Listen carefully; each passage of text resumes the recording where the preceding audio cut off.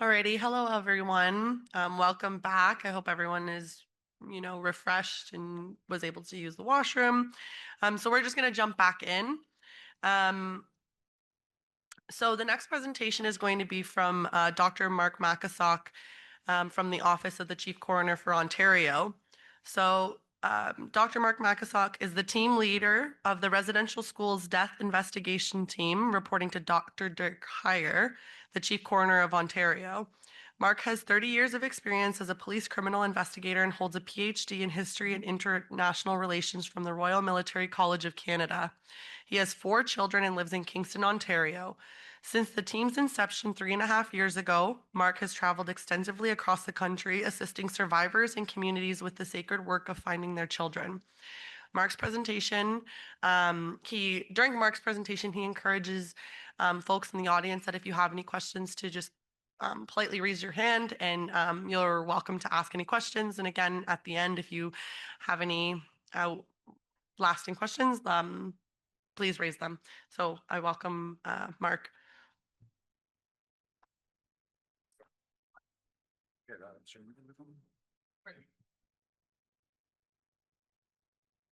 Good morning, everybody. Just for the record, you don't have to raise your hand or even be polite if you don't want to. I can take it. Okay, it's all going to be good news here. I really don't want to be talking at you guys. I'd rather have a conversation with you about this, especially since so many of you have heard me speak before. So just jump in at any point. If you let me get through a couple slides, you'll have a better sense of exactly what I'm going to talk about. And then the best news of all, I was going to joke and say I have 97 slides, but I think I have 11 slides and this is one of them. So we're going to move on from that right away. So a lot of you know this is just a quick background. The team was actually established in 2022. So I was just having a quick chat with the senator there, and a lot of what you see in the book here, you'll see it's talking about 2023 and testimony that was given then. So I just want to assure you there's been a lot of progress made since then, as is the case with all of you and your teams. Think of the amount of progress you've made over the past 2 years. And that's actually really important, the point there that says we work under the authority of the Coroners Act. So there is no more powerful piece of legislation for doing this work.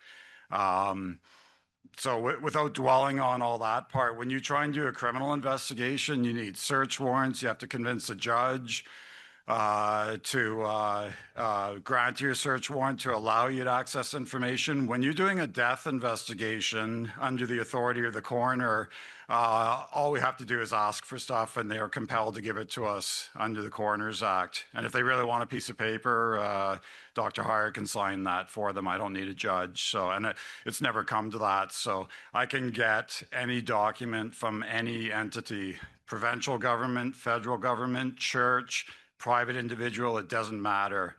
And I can tell you, when people realize that, all you have to do, that's when I do ask nicely, that's when it pays off. And I'll give you some examples of where we've been able to get a hold of some pretty significant documents. A lot of pictures of Dr. Heyer here. I think these are the only ones. I did a presentation with him, so I had to put in pictures with him recently. Honestly, this is what I'm hoping to cover this morning. I should look at this here. So we'll talk about how our team is able to help communities, which many of you are well aware of by now, and get into some specifics of what records are actually available. So my key message is going to be, we hear a lot about documents that have been destroyed, that haven't been released, that are located overseas. And, I would never turn down the opportunity to get my hands on any document related to a residential school. But what I want to assure you is that sitting within the NCTR, the National Center for Truth and Reconciliation's database, is an absolute gold mine of information. And again, I'll give you some examples where there's so much of that that's been untapped. It has not been looked at, or it hasn't been looked at methodically or diligently like we're doing as we work on one school at a time. So uh, the there are documents that have been destroyed and are missing, but it's kind of like a jigsaw puzzle, and you can really piece together a lot of the picture with the documents that are available.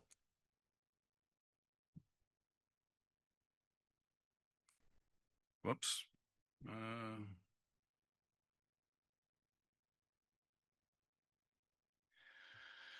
This is really important to us. I make sure I always have that slide up here. I changed it up this time. We can see Janet Miller from Six Nations presented with me at the Shingwalk gathering on the August long weekend. We're currently working with the survivors, the Children of Shingwalk Alumni Association, and we meet with them every single month, and virtually and then in person as often as we can to update them on the progress we're making. So it was a great presentation, and it was done in conjunction with the Children of the Shingwalk. So they actually did the presentation, and then we just jumped in to speak about our part. And Jana did a fabulous job there. I was talking to my friends from the Newsonag Partnership this morning, and Jana spent 14 months dedicated just to working on the records and finding the children from the Spanish boys and girls school. And we were just at a lovely ceremony with them on September 30th when they read out all 51 names of the additional children, the names that aren't on the memorial wall. And then we moved on to Shingwalk that night to Sault Ste. Marie and did a candlelight vigil there. But it's really important to acknowledge, and it's more for you guys to understand that that our office recognizes these investigations are community-led. You know, so we're not talking about they're done in consultation with the community.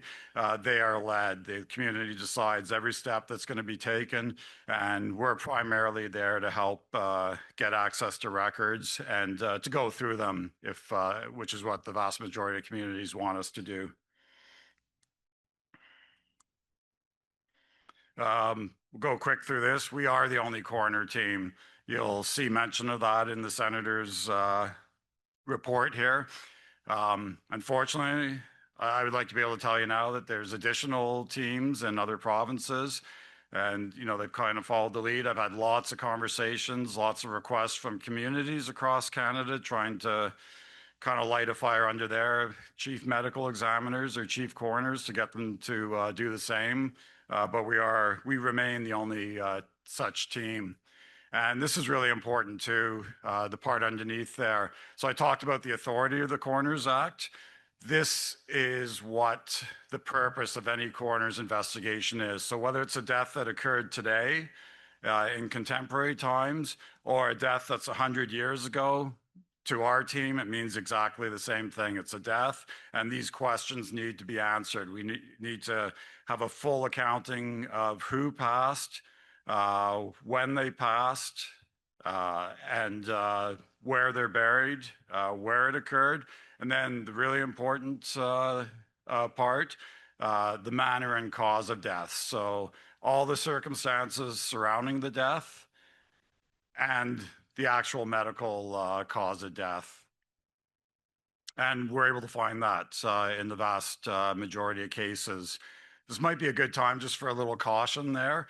We're getting all this information from records.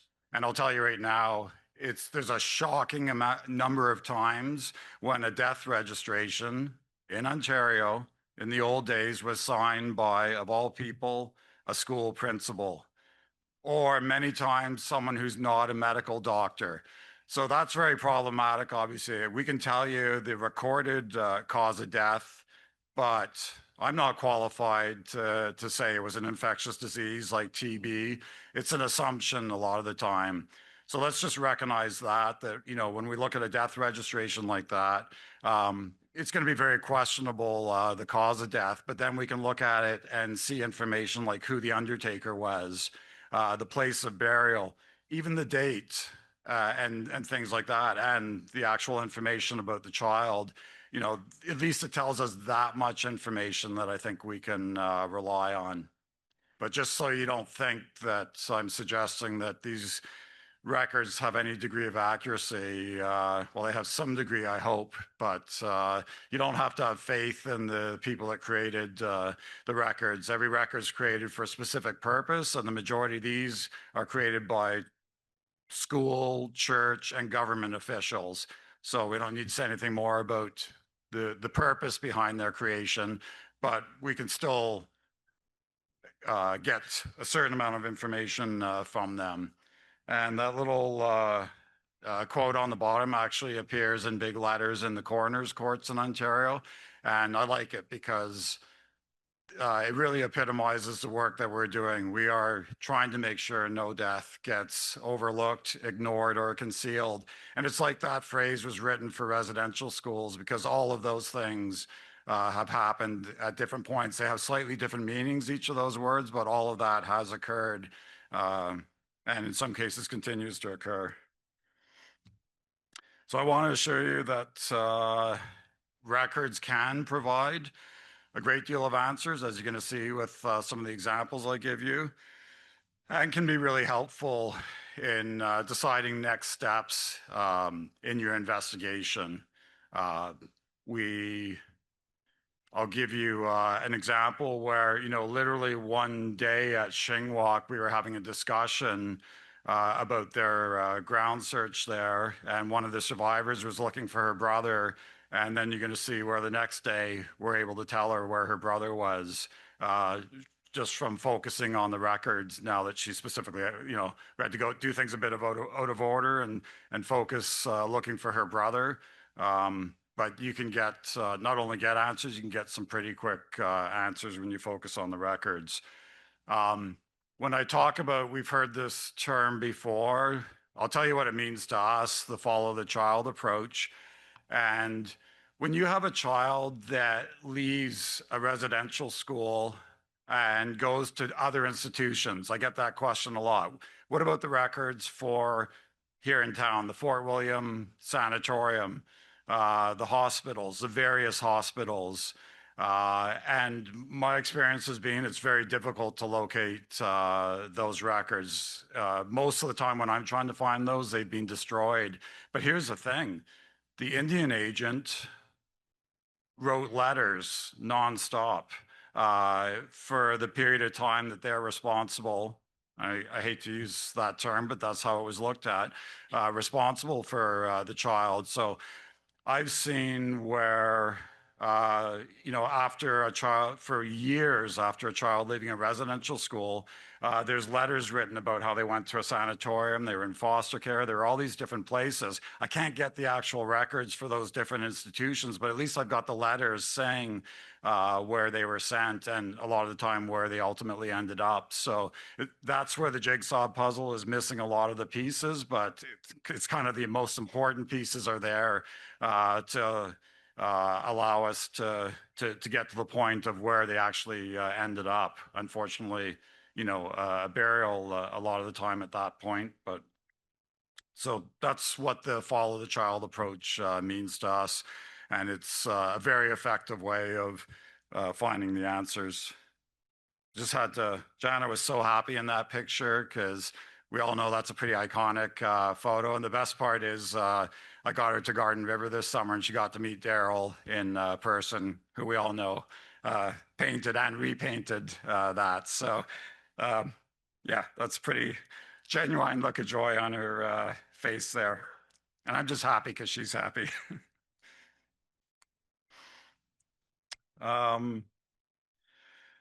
Yeah, so I already talked about how it's difficult finding those, the first records that are listed there from those kind of institutions. But the other thing about the Indian Affairs records, is when you think about it, you'll have a letter written by a school principal and it gets sent to Indian Affairs. So there's two copies of that letter now, right? The school's got their copy and Indian Affairs has their copy. And then we can see where that letter goes different places and has maybe a little different markings or notations on it.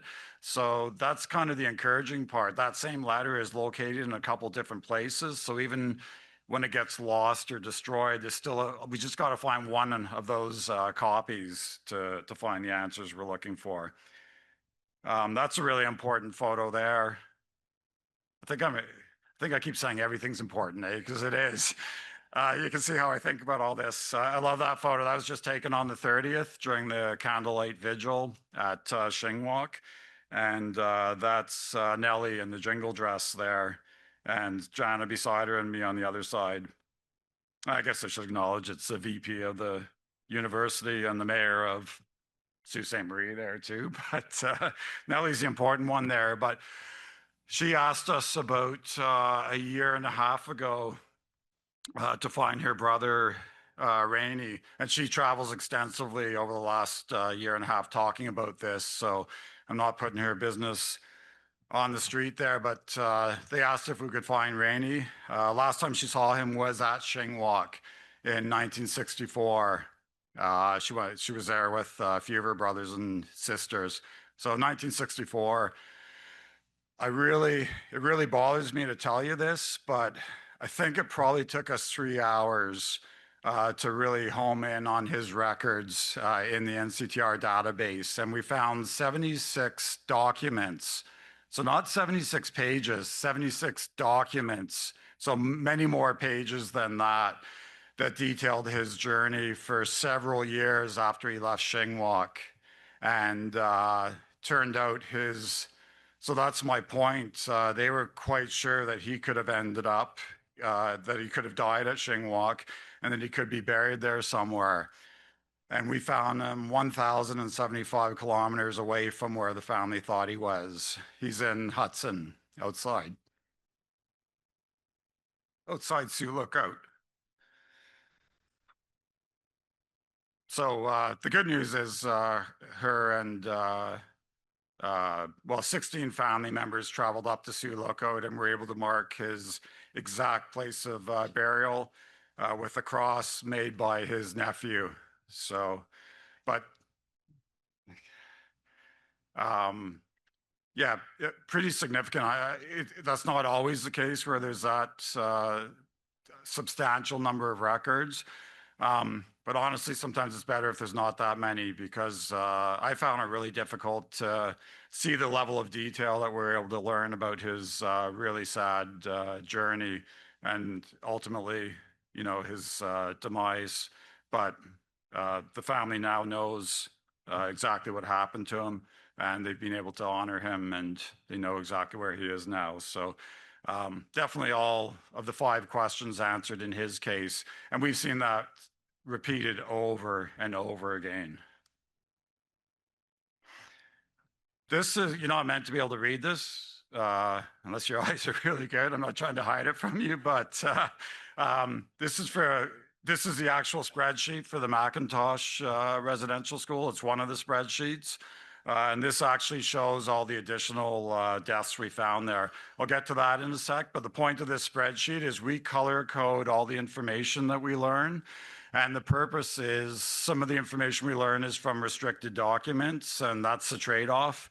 When we use our authority to access documents, we're not allowed to share them. As ridiculous it is, you've heard this for many years, they belong to the NCTR in most cases. But we're allowed to share the information we learn from the documents. That's been our interpretation since day one, Dr. Heyer and myself. Nobody has a monopoly over knowledge or information. So they can keep their documents, but whatever we learn from them, the whole purpose is to share it with you folks. But the really good news here is all those cells that you see in white is information that's publicly available. So the only stuff that's from Macintosh there that is, kind of hidden in the NCTR records that isn't shared tends to be student numbers and just some of the stuff that hasn't made it out into the public domain. So anyone that's heard me speak before, I always say about 85% of the information is publicly available. It doesn't mean you just Google a name or a residential school and it all pops up. It's very difficult to find, but once you actually have a document from the NCTR database, it makes it a lot easier to look for that document on the internet now that you know what the document is.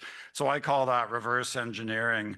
And the reason so much is white up there is because every time we find a restricted document, that's being withheld from you folks. We do everything in our power to find it on the internet. We have dozens, if not hundreds, of places that we look for it, and the majority of the time we can find it. It's out there somewhere. Someone has digitized it and stuck it on the internet somewhere, and then that becomes the only document that matters. Now we've got something that can be shared, but we have to track it just so we don't kind of burn our bridges with any of the institutions that grant us access, because we don't want to ruin what we were able to do for you. But I can show you any spreadsheet from any of the schools we've done, and it's going to look just like this. It's going to be primarily white by the time we're done. So it's really important to give real examples to you. So I'm going to talk about Grassy Narrows, and I'm going to talk about Fort William a bit today. So in terms of Grassy Narrows, you can see here, it's the first community that invited us in person, and it's also the first community where we got to share all the results with them and do ceremony with them and have every child's name spoken. So you can see to this day, the NCTR has 32 deaths listed on their memorial wall. I'm just going to make a comment about that because I want to be fair about that. Okay, we hear a lot about, I think my assumption 3.5 years ago when I started doing the work was those are the only deaths the NCTR knows about. And it's really not the case, because they're on the memorial wall because a researcher at some point from the TRC or the NCTR over the past 2 decades has identified that child died, and that's why they're on the memorial wall. But they've stopped adding names for the most part out of concern for, they need to, and I've got this straight from Raymond Frogner, that they're trying to come up with a way to consult with families and communities before they add names. They've also had families ask them to take names off, which they've done. But it's a starting point is the point I want to make. So they know about 32 deaths at McIntosh. We spent about a year, one investigator going through the records there. And as you can see, he found an additional 25 deaths at that school. And there's no kind of common percentage or number of how many additional deaths you can expect to find. The biggest discrepancy I've seen is at St. Margaret's and Fort Francis. There's still 3 deaths listed on the NCTR memorial wall, and we found a total of 54. So 51 additional there. That's the most extreme difference I've seen. But yeah, so this we found the school register, and it was as plain as could be as long as you speak French. Okay, it was a document that was titled Étudiants décédés, deceased students. And apparently for 20 years, either nobody looked at that document or whoever looked at it didn't know how to speak French. I understand French okay.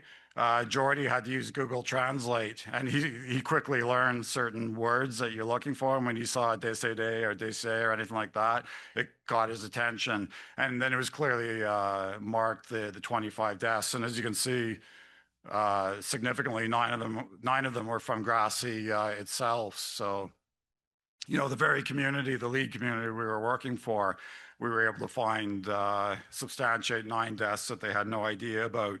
And then the pinnacle of that was sitting up on the stage here. That's the elder, also a survivor, Catherine, speaking, and we're all just sitting on the stage with her. And it's the community presenting to the room about the collaboration we had and the success that we achieved together. This is a hard part to talk about, but she also is talking there about 2 of those 9 additional deaths are her sisters. Okay, so I was there when we were doing ceremony when the 57 names were read out, and that is the first time she's heard her 2 sisters' names spoken. And then she sat with us and went through the books that we provided to the community. same books that same type of books we gave to Spanish, with all the documents that we found for each of the children. So every death registration, the RG10s, the school registers, everything pertaining to each child, we separate so that the family and the community can see exactly how we found that knowledge. And then the other thing too is it wasn't her proper last name. She heard those two names. She recognized the first names, but the last name is one that the school had been using for them, but she recognized it. So then the really powerful part was when she sat down and looked at each of those death registrations with me and told me how that name was incorrect. But then she said, yeah, that's my mom's name and that's my dad's name. So they got the mom and dad, the mother and father's name right on the death registration. But again, just like Nellie's story, there's so many, well, every one of them is a story like that. We just don't always get the opportunity to meet any of the family members. He must have got cut out there. Dr. Heyer was at the end of the table. I think I cut him out because he was wearing the exact same shirt I was that day. That's happened more than once. Not quite sure how. Now Fort William, same thing. My elder Marlene is there. That's who presented on behalf of the community, presented me with this medallion. You'll see it in other pictures too, Marlene. I wear it every time I speak. I'm so grateful, so special that it came from you folks. Fort William I won't talk much about that. It's very much a work in progress. And at the rate we're going, because I just have someone working on it part-time, there's a couple years worth of work left to do. You can see there's 9 on the memorial wall. But again, the super frustrating thing, Kelsey Anger tried to help the community and get a hold of the school register. And the community was told by the sisters that the school register didn't exist. Kelsey was told the same thing. I traveled to the Sisters of St. Joseph of Sault Ste. Marie. Probably shouldn't admit this, but first thing I learned is despite their name, they're not actually located in Sault Ste. Marie. They're in North Bay. So I had other stuff to do in town. It worked out okay, but I ultimately traveled to North Bay to see the sisters. And that particular school, there's a lesson in this. It went by 16 different names over the course of its history. And the sisters cling to the fact that it was a boarding school and all these other things. So when you go and ask for the Indian residential school register, they'll tell you it doesn't exist because it wasn't an Indian residential school.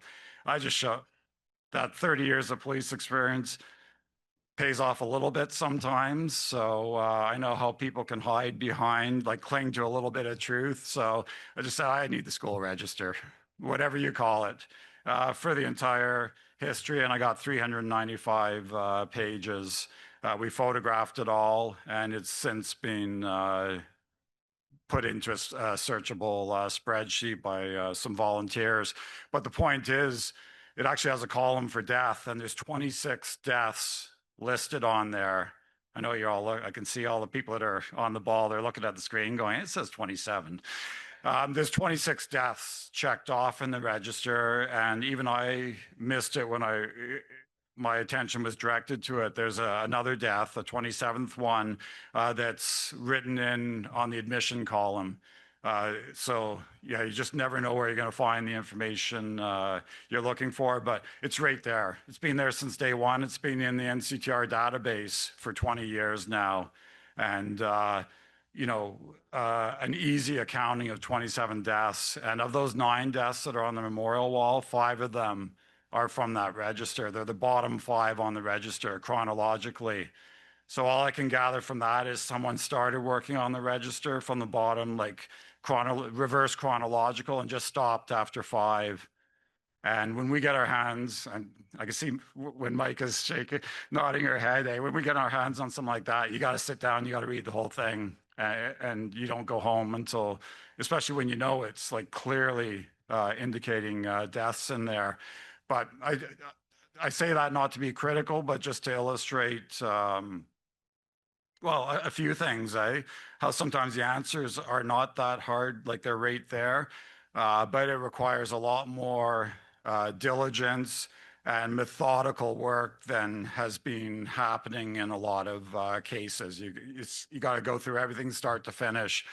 And that's what Jana did with, that's what we do with all our schools. Jana did that with the Spanish boys and girls school. That's what we're doing with Fort William, is you have to read every single document. You got to constantly be making side notes every time there's a bit of a red flag, something that you want to follow up on. And that's how you find all of the additional deaths.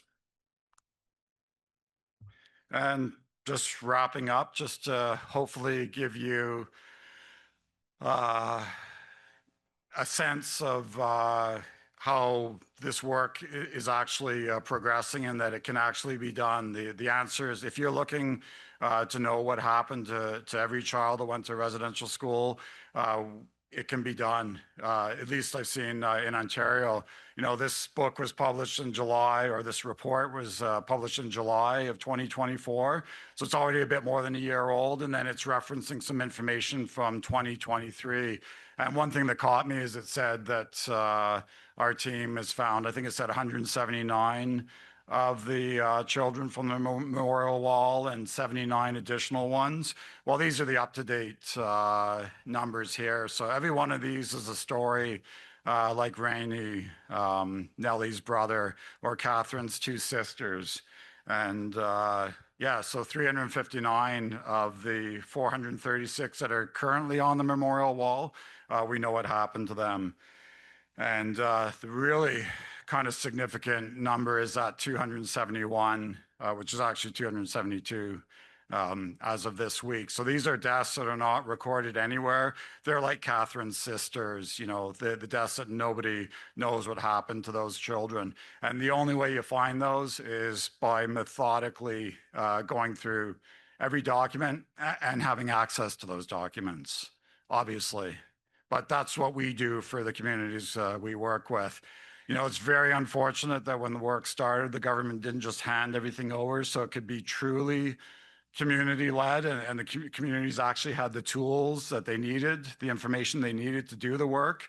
I hope this would be kind of a stopgap until that happened, and that's above my pay grade in terms of all the politics and everything. But in the meantime, we're going to continue doing what we do and going through all the records, one school at a time, to continue adding to these results.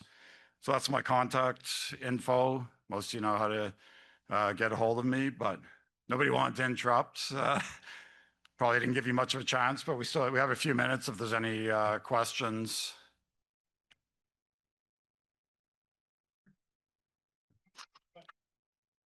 You explained everything so perfectly. Oh, thanks, Bob. Oh, very much appreciate that.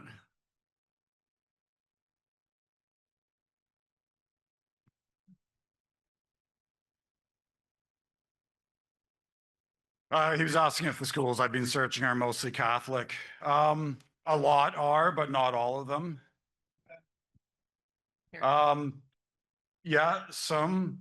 As you can probably notice, I got a lot of information just off the top of my head, but the breakdown of the schools, I mean, there's Anglican, Catholic, Methodist, there's a few different ones across. What I can tell you is for us, what we notice the difference is the Catholic schools, any Catholic schools run by, you know, sisters tended to be the most, I don't want to say diligent, that's too nice a word, but they wrote a lot they kept a lot more journals than most places. So they're a real wealth of information. They tend to have something called chronicles, documents written in French, and very detailed information about the children at the schools. So was there anything else you were wondering about the religious part?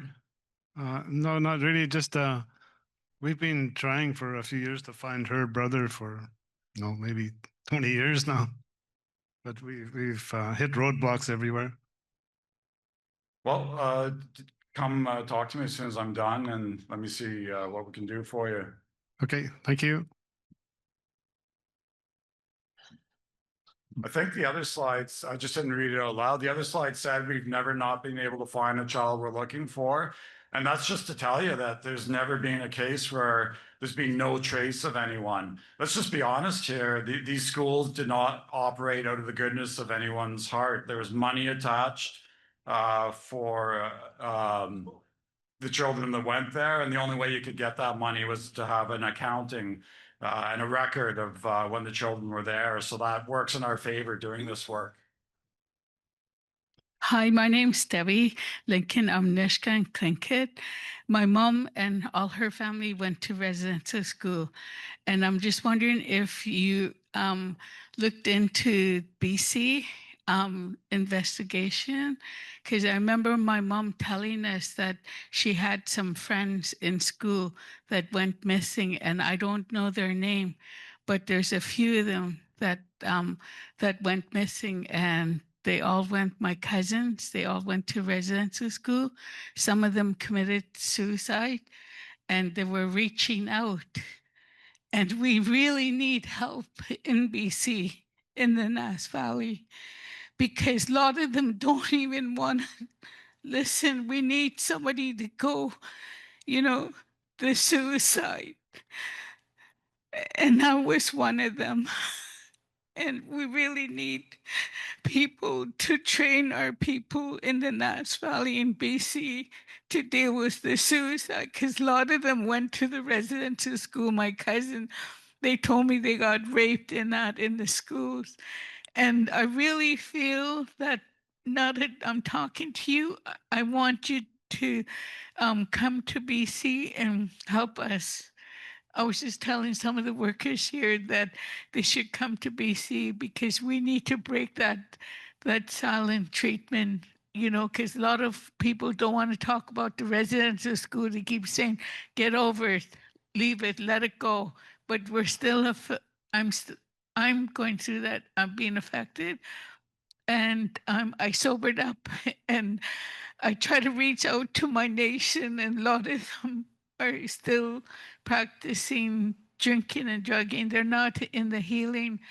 And I'm finding it very difficult because a lot of our family don't want to look at, because I had to reach out to people in another nation to help me heal me and to deal with what I was going through with the trauma, the sexual abuse, and not being loved by my mom, because I know now that why she did what she did and didn't teach us that lesson to love and to respect each other. And I'm really feeling it. I felt it before I came here, and I really feel that I'm here because I had to heal myself. And I really want to tell you that I'm really grateful to Thunder Bay for having me here. I don't know what your nation called, because I really want to thank every one of you for being here, because we all need to work together in this country or wherever. We all need to work and heal ourselves. And I'm willing to do whatever it takes. That's why I'm here. I got in a car accident in 2003. I had a head injury, and I started dealing with a lot of the trauma, everything I was going through. And I was doing what I'm doing today is culture exchange. I'm not getting paid to do it, but I'm doing it because it's my duty to help and embrace that. And that's why I'm here, to take more information from everyone to help so we can all work together. Thank you.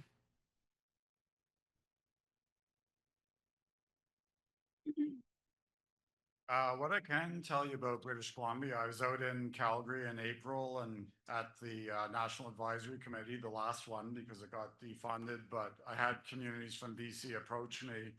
Kimberly Murray asked me about 2 years ago for a slide deck on what our team's going or doing, and it was for Kamloops to Squapham, so Kamloops. And then they subsequently did reach out to me. So I've talked to Kamloops a few times, and the chief coroner for Ontario has talked many times to the chief medical examiner in BC. Again, all above my pay grade. I can assure you, everything that is being done here could be done in any province. And we're not talking about significant resources when I tell you I've got a team of, myself and three people that have been working on this for 3.5 years. This is all work that could have been done 50, 60, 100 years ago. We got to keep that in mind too. Except I wasn't born yet, but just want to make that clear. Do you have a question? Hi, Debbie McLeod I'm representing the elders from Fort Chippewa in Alberta. So I have a question. Alberta's not listed in this book. Is there a particular reason why? So Fort Chippewa is the oldest community in the province, and it's had a residential school since 1874. Yeah, I think you needed to ask the senator that presented before me. I'm not sure the answer other than to say that there's nothing different about Alberta in terms of, information being accessible.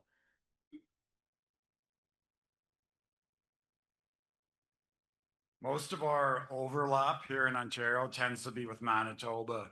So when we're looking for children that have gone outside the province, more often than not, they've gone to Manitoba, just kind of across the border.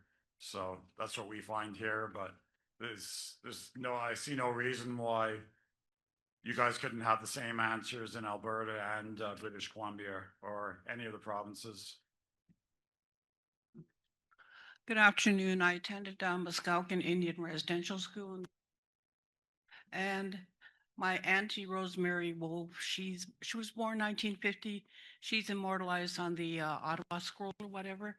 But I was wondering, you said that the Catholic Oblates were meticulous in keeping records and documents. Was children that were died in the residential school there in Saskatchewan, or? I really don't know much about the other provinces. We're focusing on Ontario, doing our work. That's kind of I hate to call it a mandate. That's our calling is the way I look at it. But again, I see no reason why you wouldn't see similar things. I didn't refer specifically to the Oblates, but just kind of generalization that any of the Catholic nuns, the French ones, did a lot of writing. And we've seen that at St. Margaret's and Fort Francis. We've seen that at St. Mary's, and we've seen it at Macintosh, just as a couple of examples. So, well, the Catholic Oblates, nuns and priests did run our school in Muskowkin in Saskatchewan. And how I learned about my auntie's death was from my cousin. She was there and, through her own eyes, saw the Mother Superior throw our auntie Rosemary Wolf down the stairs, breaking her back and neck. And, nobody's ever been held accountable. And there are a lot of residential schools saying that never occurred, Well, I said, well, you're fools if you think that the Catholic Oblates kept records. Oh, Mother Superior threw Rosemary Wolf down the stairs in 1956 and killed her. That's just not feasible. So a lot of the records are oral spoken or whatever. So I'm sure there's, like you said, there's hundreds of thousands of documents that are hidden. So I assume, someplace under hidden documents are the names of the deaths of the children that attended residential school in Saskatchewan. I can tell you a lot of them are hiding in plain sight. We found the Chronicles of St. Margaret's, all written in French. So that's for Fort Francis. So when Jordy, my other investigator, found that, he was so excited. We got the document number. We gave it to the community lead. So now all she has to do is tell the NCTR, not ask them if they have this, tell them they have it and she wants a copy. And they responded incredibly quickly in 2 weeks with a completely redacted copy of it, every single name blacked out of it. And that's what she got from them. But that's the bad part of the story. The good news is Stacy reached out to the Grey Nuns, who do not cooperate with the NCTR. They're in Montreal, and asked for a copy of this, and they gave it to her no problem. They gave it straight to the community. So there's examples where you guys have the superpower, uh, you know, and you can probably get things that you'd be surprised if you know what you're looking for. And then, of course, the community has used their government funds to translate those documents. So now our community has a translated version of that and has all the information from it. And the NCTR is still stuck with a French copy that they haven't looked at yet. Did anyone else have any questions at all? No.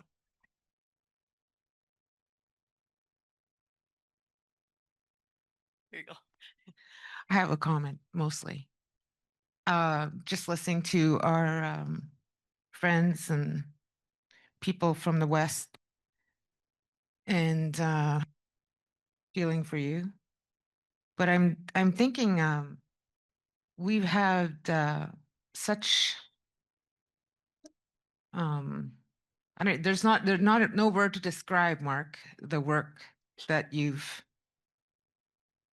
done, you and Jenna have done to support our groups, our lead groups, and our survivors here in Ontario.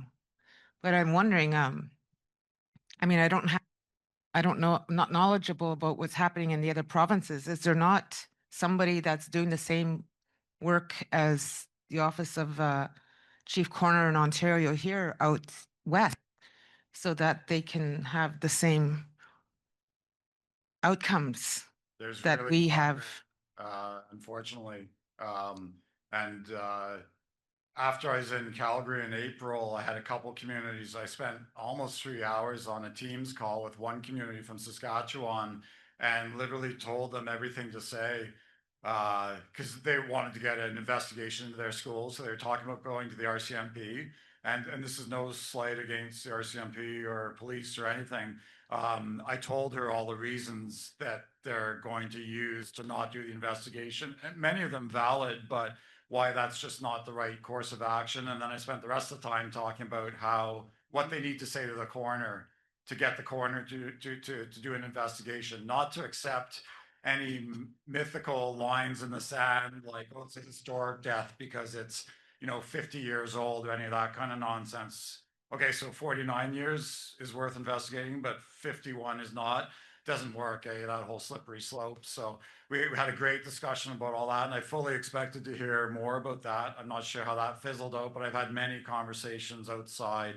I'll travel. I actually had to travel to Calgary on vacation because there wasn't enough time to get government approval. So they thought that I was going to shut things down. I was like, oh, I'll just go on my own time then, because they gave me a ticket for it. But yeah, I'll travel to any of the provinces. I just have to draw the line out. I can't start hassling any of Dirk's counterparts, like provincial, chief medical examiners and stuff. My boss can do that. He can try and influence them, but I'm there to talk to any communities about Yeah. what we do and how they could have this too. Absolutely. I mean, so part of when we're talking about the work that we're doing as projects, lead projects, et cetera, working in collaboration and supporting each other, like I think that doesn't just stay in Ontario, and I think that needs to spread across the country. I know that your team have technical and expertise, skills, and at the grassroots level, at the project level, we don't have that, and so I'm not too sure what steps for you to get there, and other than somebody saying this is what you need to go and do to nudge your full officers or your teams or whatever they're called out in the Western provinces to get them to be on your side to work with you. But anyway, I mean, like you said, that you did kind of give somebody direction on how to do that. So I'm not too sure if that's something that could be shared somehow at this level at a gathering.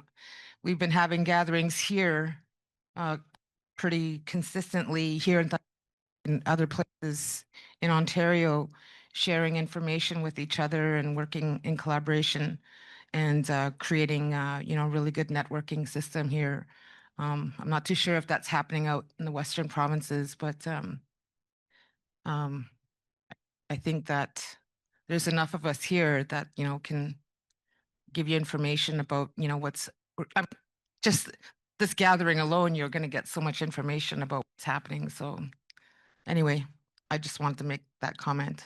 You made me think of an important point, Ray, because it needs to Good. be you guys telling your chief medical examiners or chief coroners, depending on the province, what you want them to do.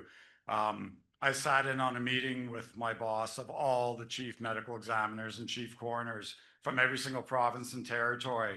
And I'll tell you what my takeaway was.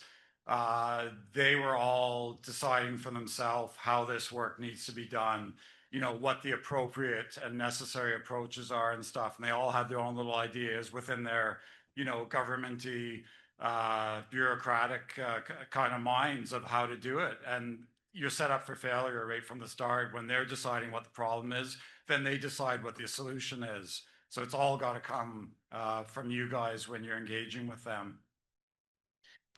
Just in the interest of time, we're going to have one last question. Mark, I don't know if you're open to it during lunch, if anybody had questions to kind of pop by and chat with you. I don't think I've ever gotten to eat my share. So that's fine. Sorry. But yeah, we'll just have the one last question. Mine is actually a comment bouncing off of this lady's comment about the West. Where are you, Debbie? Oh, okay. I know that in BC, they do have the BC Lead Communities Conference, where various Indigenous communities will come together and talk about the work they're doing for IRS stuff. So if you haven't attended that one, I think that would be a great resource. I also personally work with a nation, a Coast Salish nation, and they are very happy to share their resources and what has worked for them and their methods. So I'll probably just pop over and share that with you. Oh, sorry, the mic cut out. But yeah, the BC Lead Communities Conference, I would definitely recommend.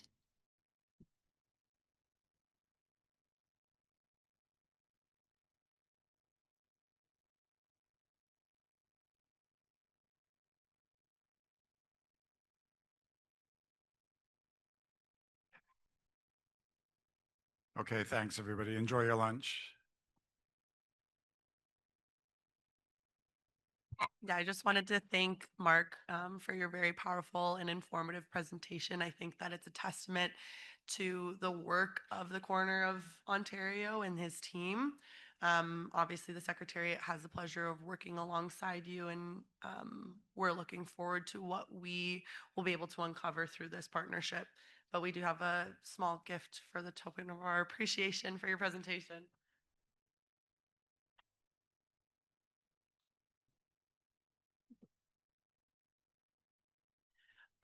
And I think, again, some of these conversations that are happening in the room is a testament, again, to why these gatherings are so important and to utilize the resources that are here amongst us. Every person here holds knowledge and experience in what they're in this area. And so relying on each other and being a pillar of support is integral to this work moving forward, especially with the considerations of funding. We're now approaching lunch. And so what we're going to do is I'm going to call up Elder Sam again to say a prayer. And again, just by custom, what we'll do is after the prayer, we'll have the elders and survivors grab their meals first, and then everyone else can follow. So Sam, if you can come up and say a few words just before we eat.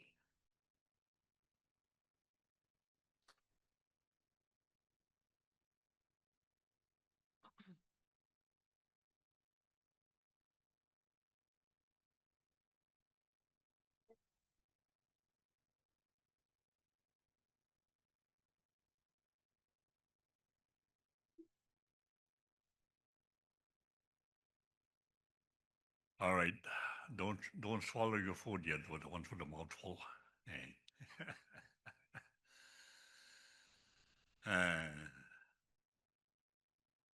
See how long you guys can make you wait. Somebody bringing a plate, so hang on a sec.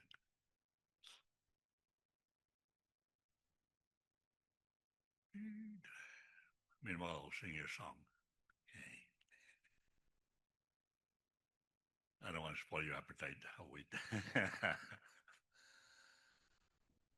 Interesting stuff this morning.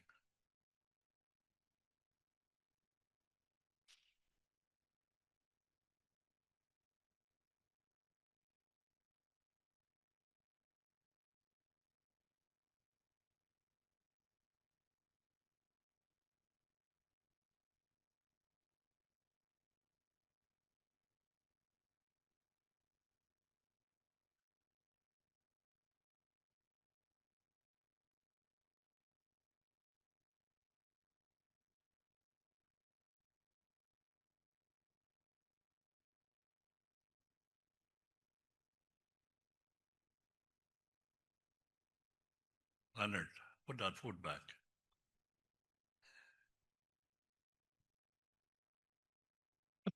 Hmm.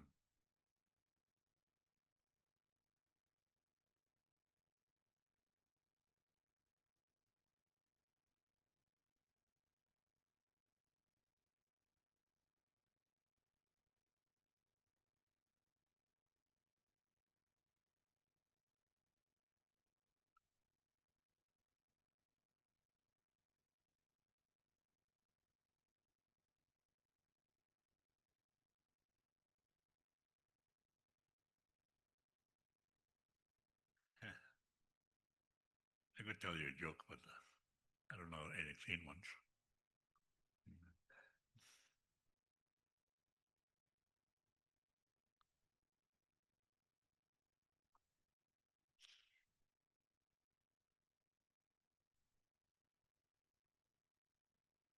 Me. Away me Germano, ano dapat naman gisema nito. Showing them go.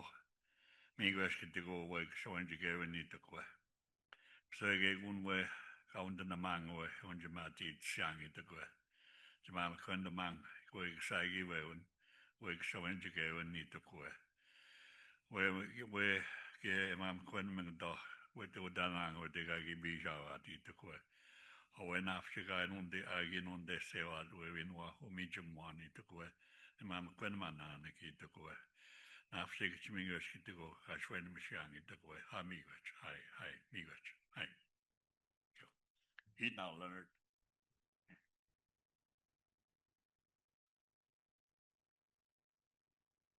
There you go. Thank you. Good afternoon. My name is Marlene Pierre. I'm senior from Fort William First Nation. I've lived off the reserve all my life, and most of the time just as poor as the Indians on the reserve. I admire your work, but I've heard these kind of words. Thank you, Leslie. Your presentation helps to clearly outline the principles of OCAP and what Indigenous data sovereignty means and its importance. As clearly outlined by our two last comments there, these conversations are important because we as communities conducting this work have to consider this. Where is our data? And it's most important that it's in our communities. I do just want to say thank you again, Leslie, and I'll bring you over your little gift. We're just going to kind of keep things moving a little just to stay on schedule. And so our next presenter, he'll be discussing some of these solutions from a tech perspective in terms of maintaining the possession. Don't know if I see him, but Jeff Ward founded Animikie in 2003 and has orchestrated and managed its growth ever since. Everything Jeff does in business is geared towards uplifting his family, communities, and Indigenous peoples. He is Ojibwe and Métis, originally from Manitoba, and now lives and works in Victoria, BC on Lekwungen territory. Jeff is a software developer, product designer, author, and speaker. He has served on the board of Aboriginal Peoples Television Network, APTN, and its subsidiaries since 2018 and is a founding board member of the Indigenous Tech Circle. He also serves on the OECD Global Partnership on AI, GPAI, Experts Working Group on the Responsible AI, and is fellowship leader judge for MIT Solve. Please join me in welcoming Jeff to the stage.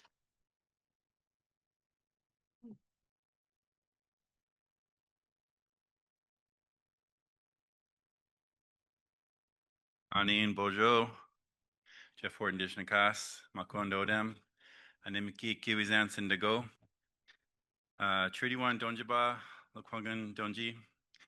Hi, everybody. My name is Jeff Ward. I am originally from Manitoba. Sorry, I need space for my.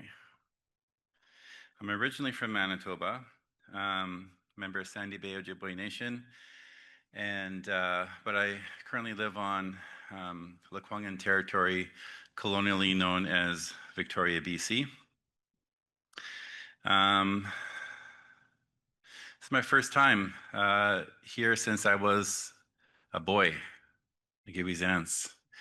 I shared with you, my name is Animiki Kiwizans, which means Thunderbird Boy, a name I got when I was a boy, and I met another Kiwizans sitting over here next to me.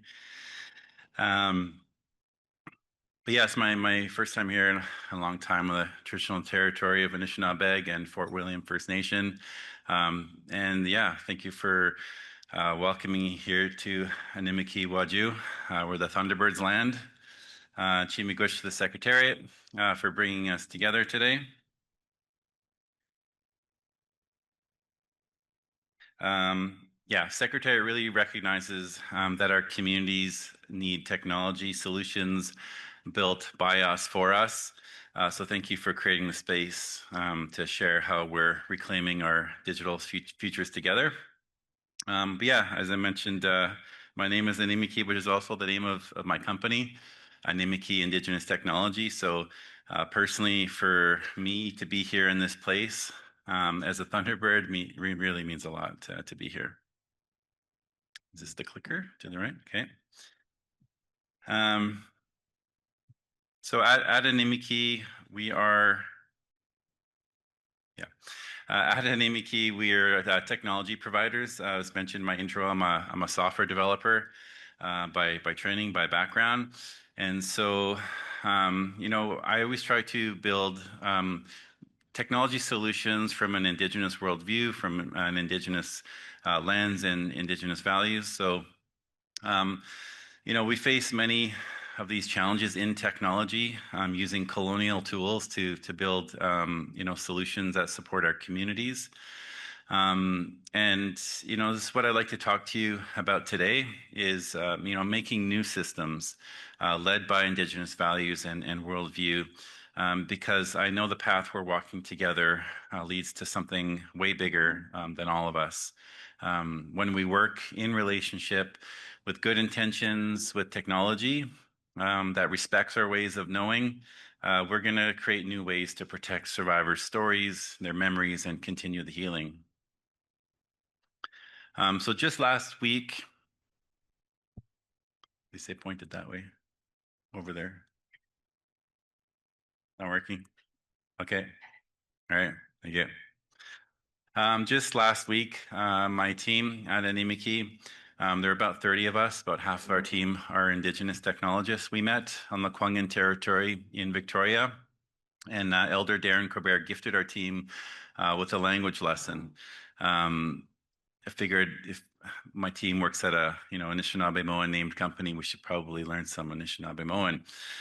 So, you know, he shared the kind of etymology, the breakdown of his understanding of the word Animiki. You know, the word in our language, aki, for land, you know, that key part is in Animiki. So, you know, when the thunders, you know, make that noise, you can feel it in the land, the ground shakes. And So really it's when the ground shakes. So the thunder beings are those that those that bring storms, representing transformation and protection. And it's that transformation is exactly what we're bringing to data management and archives in our communities. Others discussed data management through a colonial lens. They collect massive amounts of information and then extract that, and it was said earlier, make money from it too, right? That sort of aspect of the value of data. A lot of solutions in big tech, they'll build a one-size-fits-all system that forces our stories into those colonial boxes or those colonial buckets of data. Indigenous peoples, we've been stewarding knowledge systems for millennia, and it's how we know what Animiki means literally and spiritually. All of our knowledge doesn't only exist in the past. It's alive. It's a living framework for how we protect and share information today. The Survivor Secretariat's work proves this. Survivors need their stories and their memories held in culturally safe ways. Their data, like each of our nations, must be sovereign, must be governed in a way that reflects their collective identities, their cultures, their inherent rights. So I think, it's a good time to maybe I can add to this notion of data and what data really is, really just kind of building on the presentations from the morning, from earlier in the day. But oftentimes when people think of data, they think about numbers, statistics, zeros and ones, bits and bytes, and maybe math. And yeah, that's all data, but so are our stories, songs, technologies. You could think about data as information. Often at Animiki, my company, instead of protecting data, we often say that we're protecting stories. And I love Laura saying earlier today, this morning, memories as well.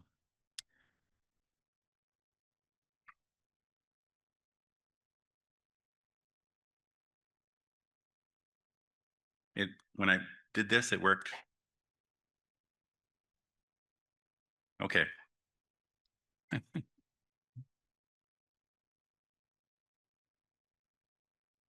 I went too far. And we'll go back. I think it's just him moving it forward and back. Okay. Okay.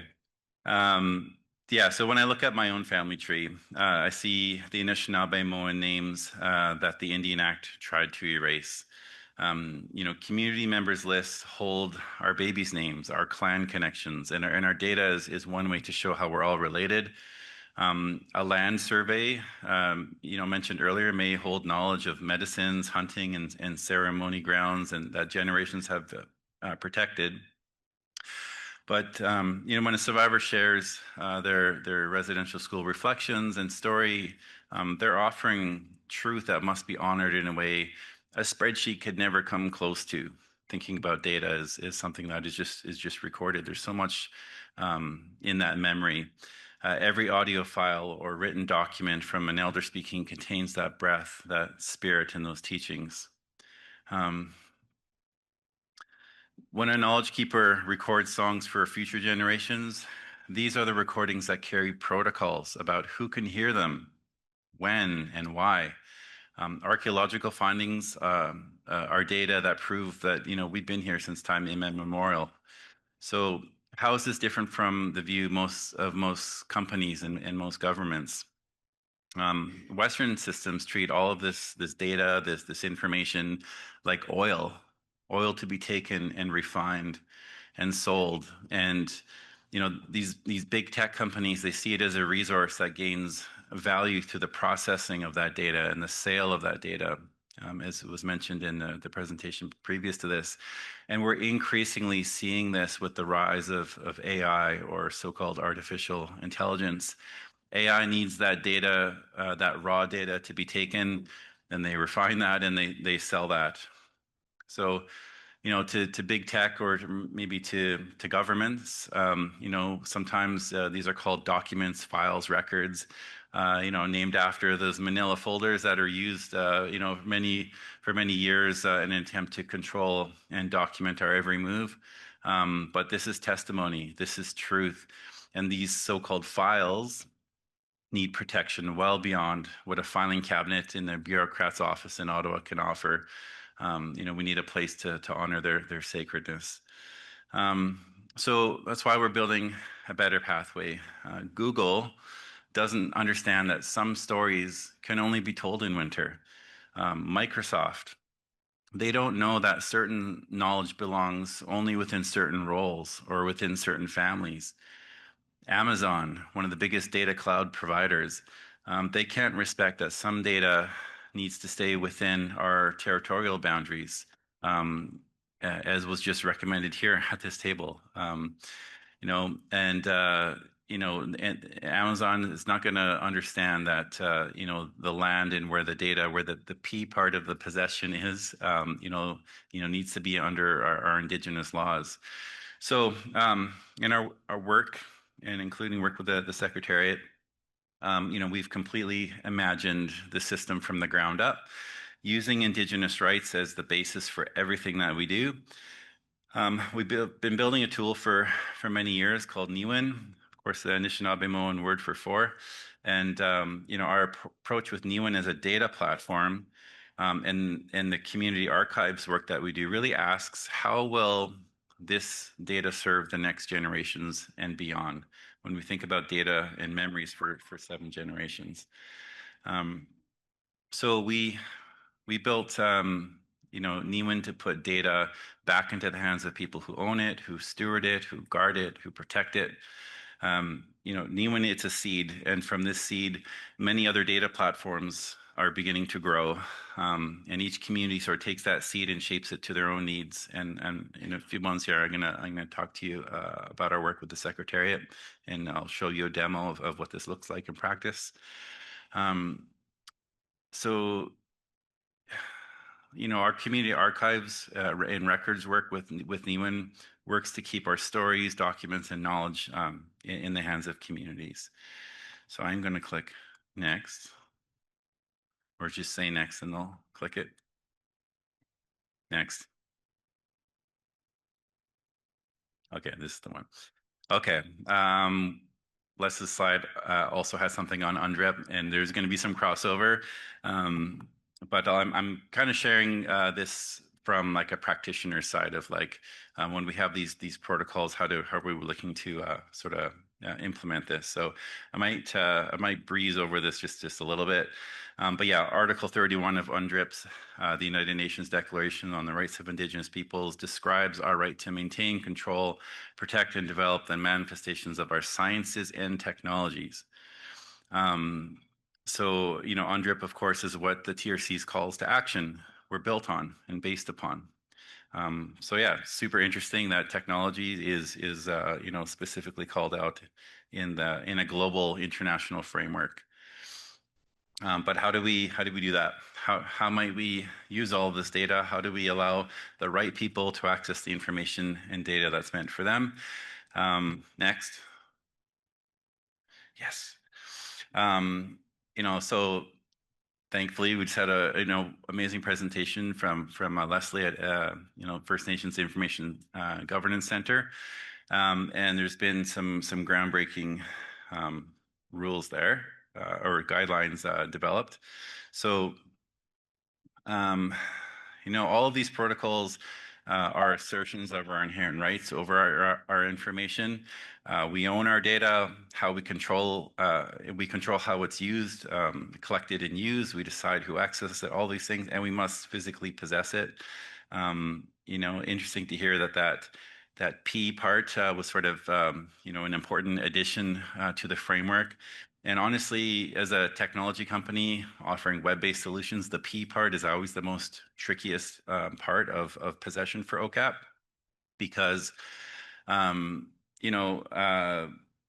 could have a server on a computer. If that's sitting in the break room at your community, somebody could sort of walk out with that, right? So it's like, yes, in this era of web-based technologies, internet technologies, we're starting to see different perspectives on the possession part.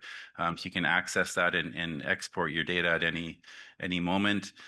Some nations and communities are building data centers with military grade security, access to get into the building to control that data. And some choose to entrust that data with others. So yeah, I think I might just cruise a little bit more through OCAP since we just had a wonderful presentation around this. But NEWIN, this data platform that we built now, have to be very careful because she just said you cannot say it's certified. But what we say is that we work with communities who are building OCAP principles into their work. And we have a technology platform that enables folks to meet their own standards. How did I do? Okay. But yeah, it allows you can host it anywhere. You can host it on premise in your office. But we also offer secure hosted solutions that are not Microsoft, Google, Amazon, that is hosted on Canadian soil that meets EU GDPR standards and those kinds of things. So on the note of Indigenous data sovereignty, we do have a book. It's a free book called Data Back, and you can access it on the Animiki website that has a deeper dive into Indigenous data sovereignty. Next. Yes.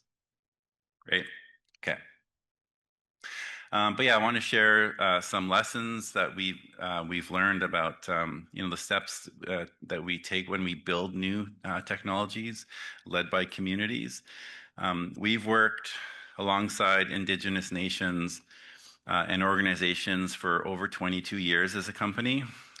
And I know what you're thinking. Yes, I was 12 when I started the company. No. But yeah, through this work building technology platforms, we built a process that we call pathfinding. It's a conversation-based process that that honors how communities make decisions while centering Indigenous rights and sovereignty. And we do this all before writing a line of code, before looking at any documentation. We look at the policy, we look at the Indigenous leadership and the governance from every community that we work with, rather than a top-down, big tech companies telling you what to do. We really work from grassroots communities and are led by the elders and community members. And those real solutions emerge when all the voices come together and sit in circle together. We literally build software in rooms like this with elders, with survivors, because you all are going to know better than some tech company trying to tell you how to manage your data and your stories and your memories. So, we've had some deeply moving meetings with the Survivors Secretariat and other survivors groups, who need their stories held safely for future generations who will need access to this truth. So our pathfinding process, it involves collaborative remote sessions or sometimes in-person meetings. We held all of our sessions with the Survivors Secretariat remotely. We can sort of meet communities in person as well, or however communities want to meet with us. Not everyone has high-speed internet, and so technology must work for communities that are facing real economic barriers, and that includes the technology solutions that we build. Again, there's no one-size-fits-all approach to technology, and I would say that sovereignty means exactly that.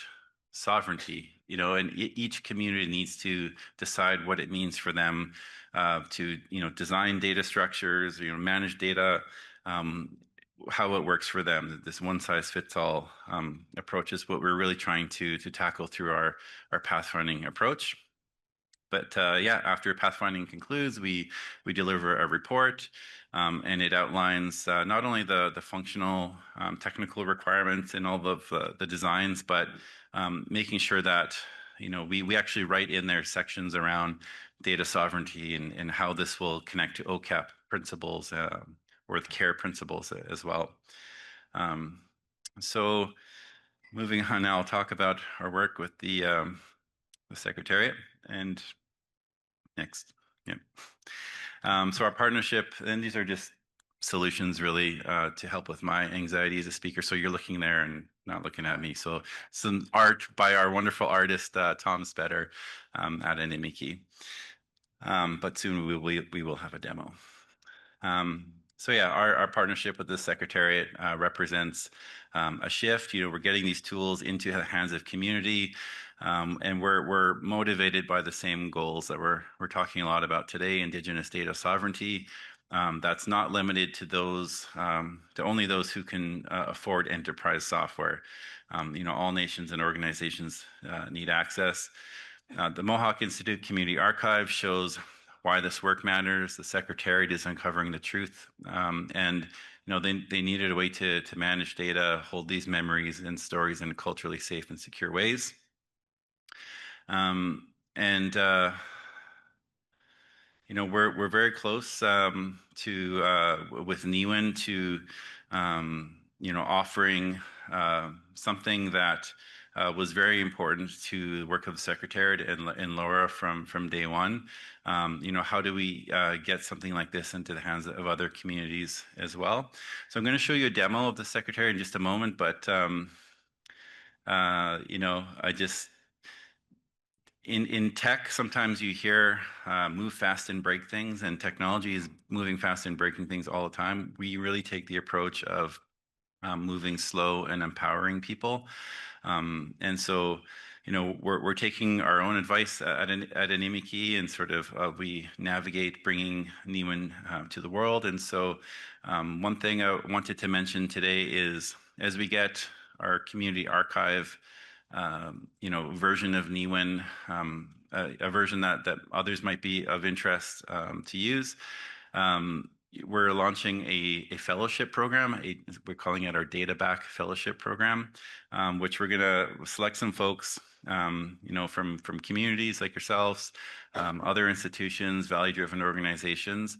They'll get access to NIWIN, to this platform as it evolves, and just recognizing that smaller communities and that are doing archival work maybe need a simplified data model or something, as communities are taking their data back from archives groups or NCTR, Library and Archives Canada, these kinds of things, that they might need something to work with. Again, more on the practitioner side and tools. So yeah, if anybody's interested, there's going to be some support and mentorship and training as well. Yeah, we're going to look to launch that. So if you're interested to learn a little bit more, please chat with me at the break. Yeah, I have a note. I wanted to just talk also about, you talked a little bit about AI and training data. Now, I know a lot of our communities are having some success, my own community as well, around using Facebook for sharing data and stories and information. When we use these tools, this is also a way for big technology companies to use our data for training data, right? So, family research that is shared on social media, becomes part of the product of these large tools. And, whoops, something happened here.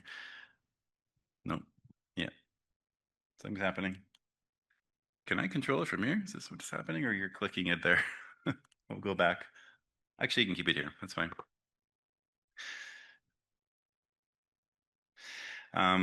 Yeah, so a bit of a tangent, but I just feel such an urgency that AI tools are going to increasingly being looked at for data needs of communities. And I just worry the increasing theft that AI is proving time and time again. It's more digital colonialism. It's something I'm just super worried about. So we're going to be talking a lot about these kinds of concerns through our data fellowship. Last thing I'll mention before the demo, there's one more thing. On November 5th, we're going to be hosting what we're calling Data Back Day, which will be also an online, event where we're going to be talking about, the steps needed to reclaim data from Canada, from church archives, NCTR, and several organizations will be sharing how they're putting into practice and reclaiming their data through some practical strategies and proven approaches. And so, yeah, I truly believe that our partnership with the Secretariat is really helping fuel a new movement to reclaim data from institutions who hold it. Okay. So what I'm going to show you right now is, again, it's not real data from the community that is current. It's kind of showing you a mock-up of, when you have all the data from all of these different systems into one place, what is possible of how you might search and access that. So we're going to go to the next slide.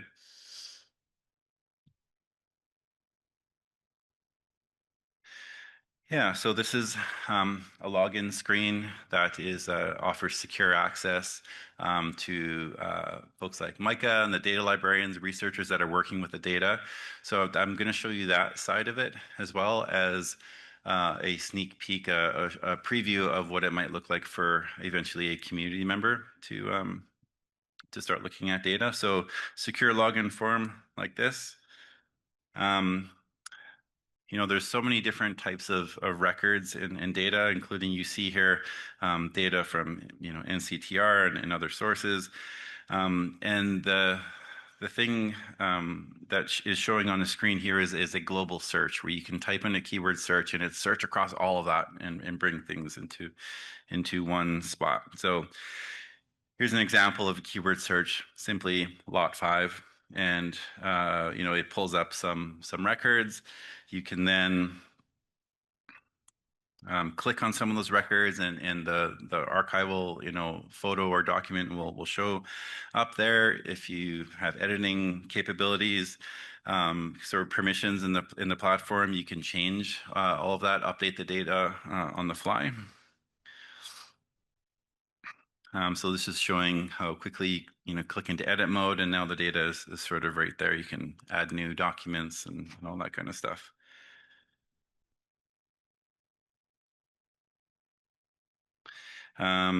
Just tons and tons of data here. So this is like your typical spreadsheet type of approach, but it's not in a Google spreadsheet, or it's something where the data can be collaborative. All of the cells and all of the data that is in there is fully editable. When you click over to certain tabs, different files, we have an advanced keyword search builder. So imagine looking at records from a certain time period. So here is an example at the top. Actually, I'll just zoom in, I think is the next slide. Nope, definitely not. I think it might be the one after that.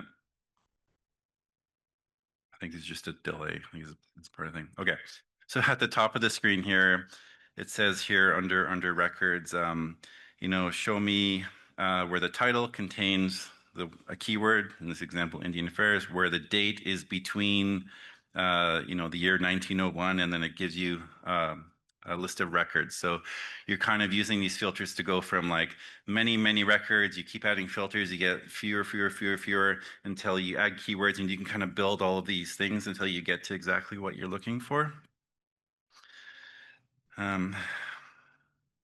Great. Here is an example of the kinds of things you can search for. So, we brought the data back in from work that No History was doing in the Secretariat. So it's just like a ton of data, and now it's all searchable.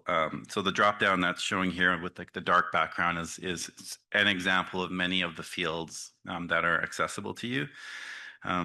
So yeah, just want to show. Yeah, here's a zoom in of those kinds of things. So quite powerful as far as search goes.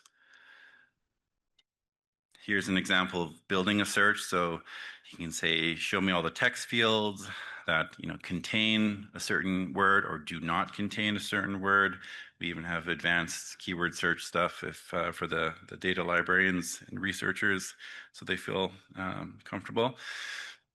So that just kind of shows you the power of like the research tool to have everything in one place. But something that we're working towards rolling out more broadly is for community members to be able to go in and search for records. So here's an example again at the sign-in screen, and then you log in, see a bit more information about this community archive. And similar kind of thing, we have a global search, but it's less information. Of course, we need to be very careful on the data that is shown in the search. And also, you saw all of those fields and how complicated that gets. We're kind of working on a simplified data model, so you can simply search by a name. So in this example, searching for the word Mabel, pulling up a record for an individual. We have a bookmarking feature, so if people can kind of add people to their family tree of sorts or to records that they're interested in, and having related records as well to the individual. So that's just a sneak peek of something that we're building, where we're taking this theory of Indigenous data sovereignty, Indigenous-led and designed technology solutions, and creating something that takes that immense amount of data, all those memories, and turns it into, offers something that is easier, hopefully easy to navigate, that gets community members the data that they really are looking for those, to hold those memories. But yeah, for time immemorial, we've shared knowledge through relationships and protocols, and now we're encoding those same values into technology. NIWIN as a database is protecting survivor stories, and I know those are becoming the foundation for protecting our grandchildren's innovations of tomorrow. This is how we're going to reclaim our digital futures, not by asking for permission, but by building the systems ourselves. The path forward is clear. Indigenous technology built by us, for us, and following our laws and our protocols. Our knowledge and our futures depend on it. Thank you, Miigwech.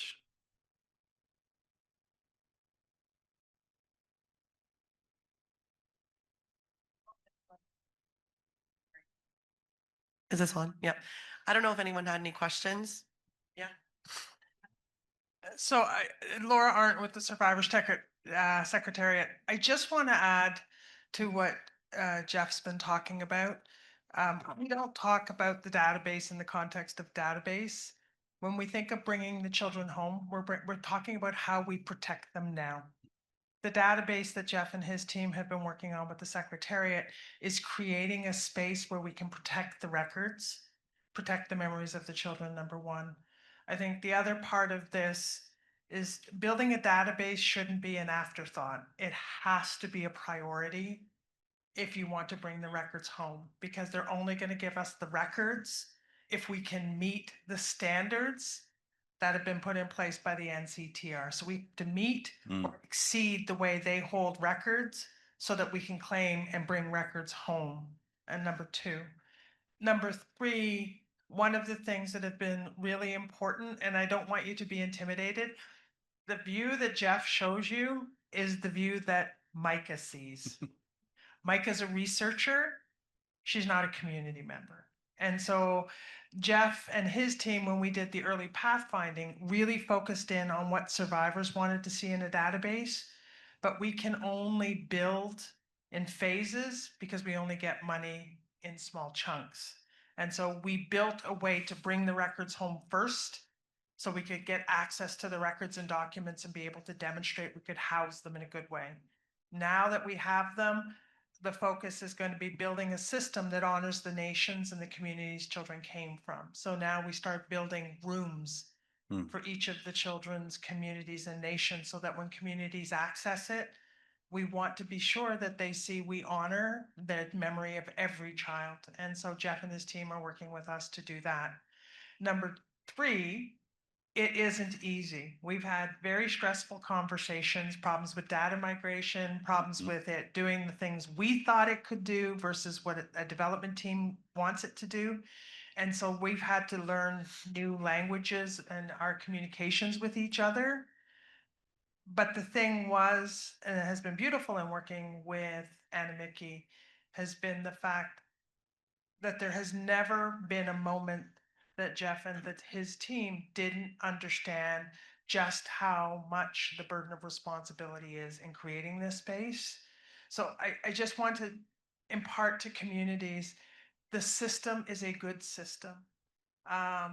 The system we're building, we will give to any community who wants to use it. And then you would work with Anna Mickey around the licensing. But the database we're developing is for any nation who wants it, so people don't have to repeat it. Yeah. And we want to work with communities, but I just want to impart just how important it is, because sometimes the beauty of what he just showed doesn't get to people because it looks like a database. Hmm. But it's way more than a database. It's a safe space for memories. It's a protected space for memories. And it's a historic space that even in moving forward, our children, our grandchildren will be able to access these systems to get the truth because the communities own it. So I just wanted to pass that on. Thank you. Hello, Jeff. Jeff, our group, our project, the 3 First Nation places of Sagmuk, Mississauga, Serpent River, we're already launched into collecting data, but we're using a program called Airtable. Is that the same thing? And if it is, I wish somebody had came along and told us about the program that you're launching, because it's First Nation. Mhm. And anyway, it sounds really good. I just wanted Yeah. to share that with. Thank you. So Airtable is a very powerful tool. It can do a lot of pretty advanced data. The problem with Airtable is that it's a US company and the data is all hosted on US servers. So, you know, from a data sovereignty perspective, it can be a little tricky with that data, especially with what's going on with the US and US oversight into data platforms. Whereas something like this, you know, it can be hosted wherever you want it, the possession part of OCAP. So yeah. Yeah. But it's a great tool to get started in collecting data, but it's where that's gonna live for 7 generations. You really want to be careful with that. Yeah, for a bit of context, the Secretariat, in terms of the initial research database that we were using was Airtable, but it's a bit cumbersome and it doesn't hold all of the data. So for us, we would have the information in one place and then we would have to go to another place to access the records and documents. And for us, that it's not helpful and it makes the process even longer. And so working with Anna Mickey has been so tremendous in the sense that they listen to the needs of what we require and also what's making my job easier. Because sometimes looking for a record that you know exists, but in terms of searching for it, it looks like it doesn't. Everything that has been put in place, whether it's the global search function or the advanced filter, it helps me and makes everything in my job way more efficient. So, I mean, I can't say anything like more better things that I can say about this software, and I think it's so helpful. And for communities doing this type of work, I recommend you look into things like this. So that's really my question is, like, we're starting with Airtable. If down the road and after careful thought, we wanted to do, switch to something like your program or software so that we could host it in our own area. Yep.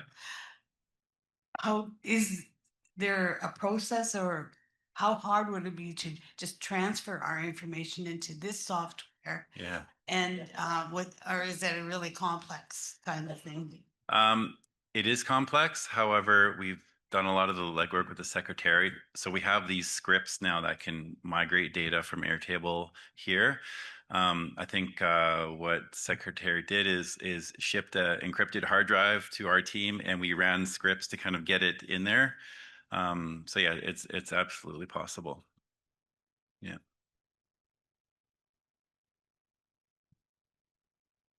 Hi, thank you for your presentation. I just had a question because you're talking about US servers. So all of the servers you use are within Canada, and you were saying like within the community. So does that mean like the communities are like, I guess, buying server space, or how does that work? So we've vetted some hosting companies that run very secure data centers, and in particular that are not owned by a U.S. entity, because the data residency piece is also not the only thing to consider. For example, Microsoft Teams, that it's still owned by even if there's servers in Canada, it's still owned by a U.S. entity. So we've selected very carefully our data center provider. So we don't physically operate the data centers. And so the data that we host, it's on Haudenosaunee territory. It's in closer up to Montreal area, but it's actually its parent company is an EU-based company, which means we chose them specifically because they have higher data protocols that they very strict enforced EU protocols. But yeah, all the data is in Canada. Thank you. And if a community did have their own data center and they were comfortable, we could deploy this anywhere, and we have, yeah. Hi, the data that, could anyone like myself go into that data or request data for certain individuals or certain things? Or does it have to come from the nation through council or whatever in order to get that data? Maybe Micah could answer that. So for the Secretariat, what we've done is we've set systems into place to ensure that information is being shared with those who have rights to it. So, for instance, your types of records, that would have to come from you directly, unless you provide consent that others can access that information. For so long, survivors' information has been sold or used for research purposes. And so everything that we've set in place is ensuring that that doesn't happen anymore. And so for survivors that are still living, you are the first person. That is the only person that can access your information. In the instances where survivors have already passed on, that's where we're establishing next of kin to, again, ensure somebody's rightful access to that information. So no, nations won't be able to inquire on behalf, like inquiring about everybody. It has to come from specific people. I take that information from my brothers and sisters. Like they appoint me to be a spokesperson, and I ask them for that Yeah, so I don't know if everyone heard Leo, but Leo was asking if his siblings gave him permission or provided consent that he would have access to that information. And yes, you would have it so long as we have consent provided. Because just like I'm sure you would be sensitive about your own records and ensuring that only people who should have access would have it, this would be the same case. So yes, if your siblings were able to provide that for you, then that would be no problem. How can I get peace? Well, that, I mean, and that's, again, that's where the situations become different. Once an individual has already passed on, it would just be more or less, again, in identifying who has that access and basically how far back you would go, or how close it would be. So we're still working through it, Leo, and you'll help actually guide us being on our board. So these are some questions that we can have another time. So we have just one more quick question, but Jeff will be around if there's any questions on the side that anybody wants to ask, but here you are.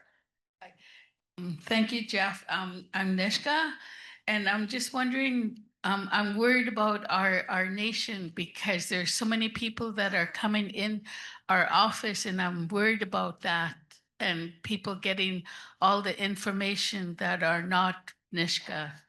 So I'm going to bring it to the board up when I go back to Vancouver, and I'm going to speak to the CEO and ask them if they could connect with you. I'd like to get more information from you and your card so I can provide that with the Nishka, because I really feel that we need to, you know, really protect our stories, and because there's other people that are working in our office that aren't Nishkas, and they have access to our data and taking information. And I found out that, you know, just talking with other people, some of them are revealing information and it shouldn't be going out. And I really feel today, and thank you, everyone. Thank you, Thunder Bay. I don't know what the territory is called, but thank you for allowing me to be on your territory to learn and educate ourselves in a good way, in a spiritual way. And I'm really thankful today that I'm hearing all of you guys speaking, and you're really clear about this. You guys are so awesome. So awesome. My hands go up to you with thank you, everyone. Thank you. Yeah. Thank you.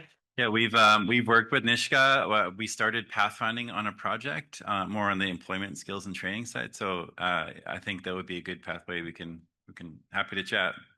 Yeah. All right. Thanks, everybody. Miigwech.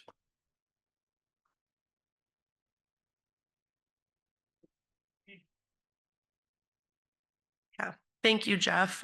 Your framing and drive to ensure our stories and memories are kept in a safe and protected way. And I mean that collectively supports our goal of preserving the memories of children in a meaningful and culturally sensitive way. Viewing data through our own worldview reaffirms why it's so important that we retain this information. And so that it doesn't sit in colonial institutions where it, you know, is never touched again, or in the worst cases, it's mined. So again, we're very appreciative of the solutions that you're putting forth. And my hope is that communities here can take some of this away. So we now have about 10 minutes before 15, but we're going to say 10 minutes before our next presentation. So there will be light refreshments in the back there. So again, please feel free to take a moment. Again, just a reminder, the washrooms are just outside the door here. So yeah, we'll reconvene at 20 to 4.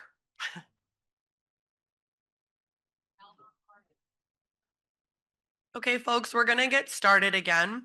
So our next presentation is going to be from Ryan Shackleton from Know History. He's the CEO. So Ryan is the founder of Know History, Canada's largest historical research firm. Ryan has 20 years of experience working as a public historian and has led large, complicated research files for First Nations, Métis, and Inuit governments. He has worked on truth commissions, residential school files, and more recently has been supporting the work of the Office of the Special Interlocutor, the Survivor Secretariat, the Akwesasne, the Council of the Yukon First Nations, and other First Nations researching their missing children and unmarked burials. Ryan is an expert in developing research plans, gaining access to historical documents, and organizing research teams. In addition to his expertise in archival strategies, Ryan has also conducted extensive field work with more than 200 oral interviews in traditional knowledge and land use interviews. Ryan has spent his career working with Indigenous communities on museum exhibitions, expert ownership, and access to their history through negotiating access at archives and museum institutions. He is also passionate about ways that technology can support community ownership and the telling of Indigenous history from an Indigenous perspective. Ryan lives in Ottawa with his wife and 2 children. If everyone can join me in welcoming Ryan Shackleton.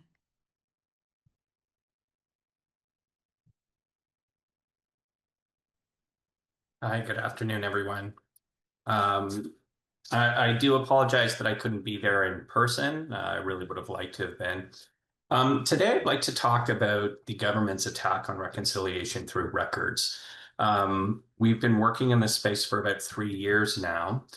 And one of the major things that we've seen is a very determined and prolonged movement by the government to ensure that you don't access your records. So as was mentioned, I work for Know History. We're a historical research firm. We've got about 80 staff members, and we do a variety of different kind of historical work. And about 4 years ago, Kim Murray asked us to get involved with doing some work on residential school files and pulling some documents specifically to the Mohawk Institute. And that's kind of ballooned up, and we've been doing a lot of different things since then. And realizing what the real struggles are for communities trying to access their records. As mentioned, we've worked with a variety of different communities and the Office of the Special Interlocutor. So we've seen quite a bit of information, and we've been through a lot of different pathways to try to access this information.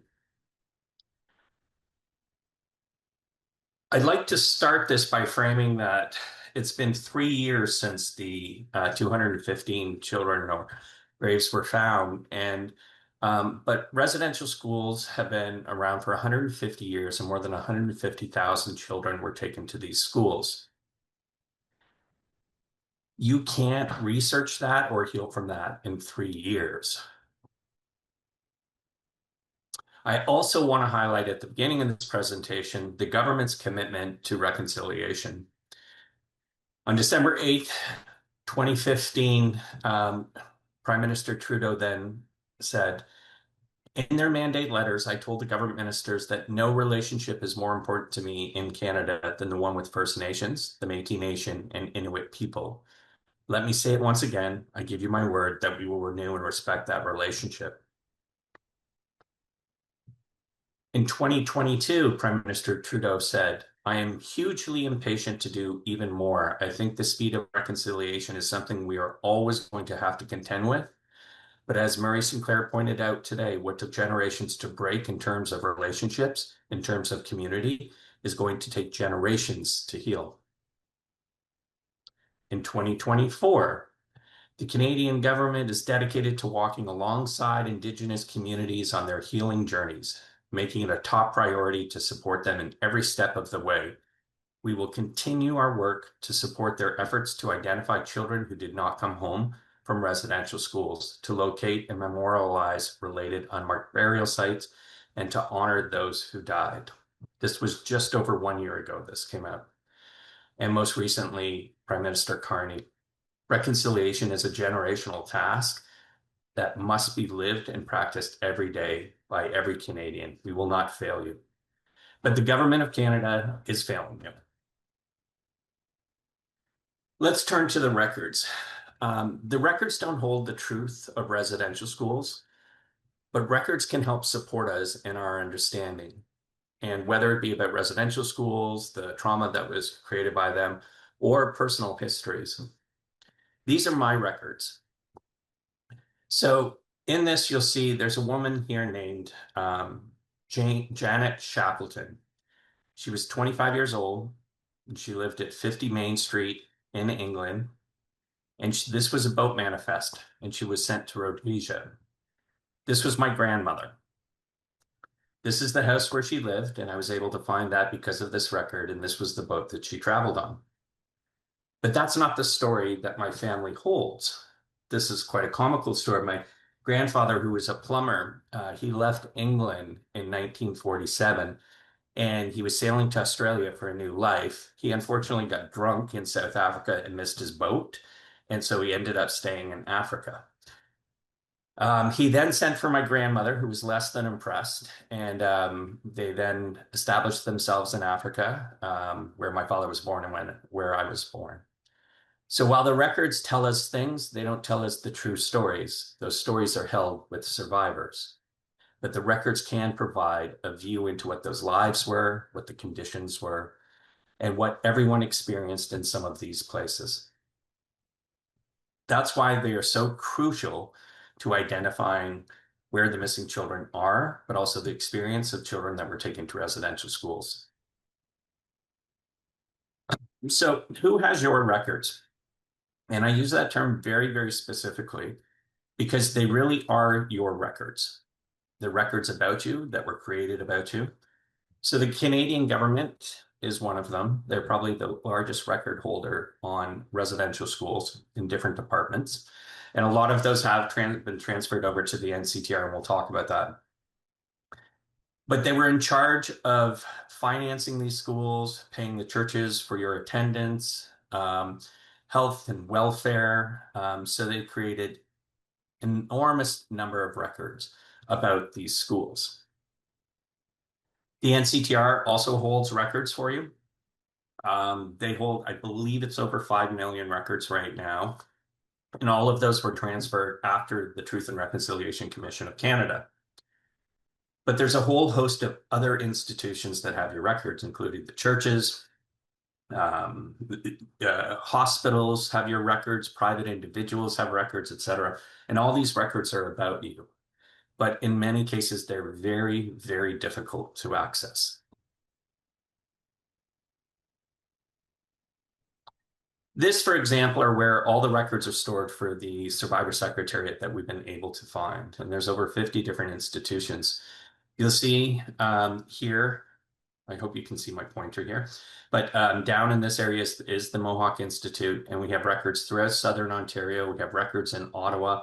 We have records throughout Canada, and we have records in the UK. And those are the ones we know about currently. And all those records tell stories about the conditions, about what children were forced to do, about who was hired at these places. So it's not like everything is at the NCTR at this point. We'll get to what records are not there.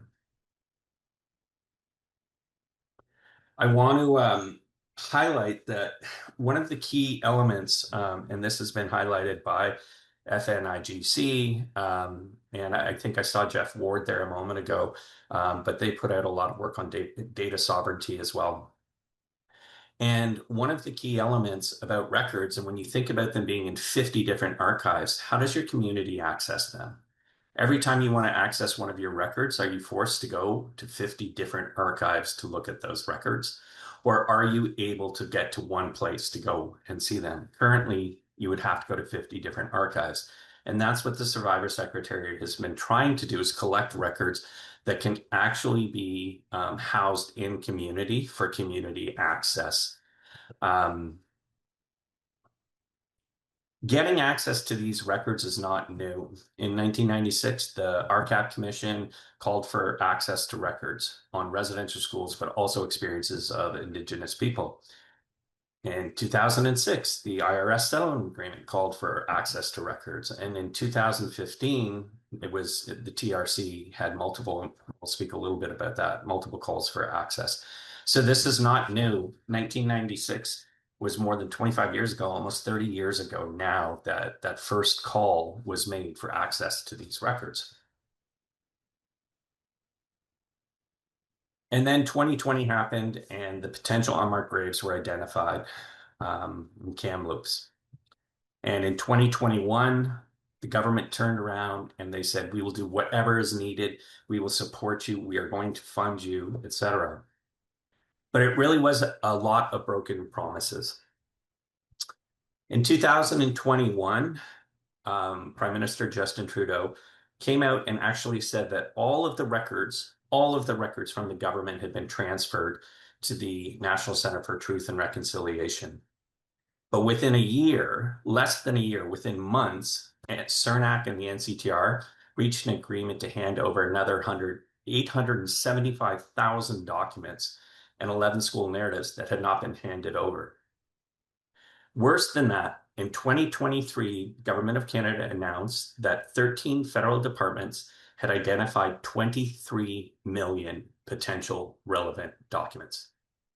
23 million.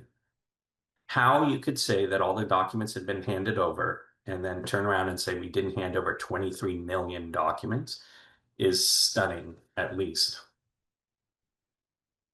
So I'd like to talk about some of the actions that the government took, and there were four major ones. First, in 2022, it established the National Advisory Committee on Residential Schools Missing Children, unmarked graves. In 2022, they appointed Kimberly Murray as the special interlocutor.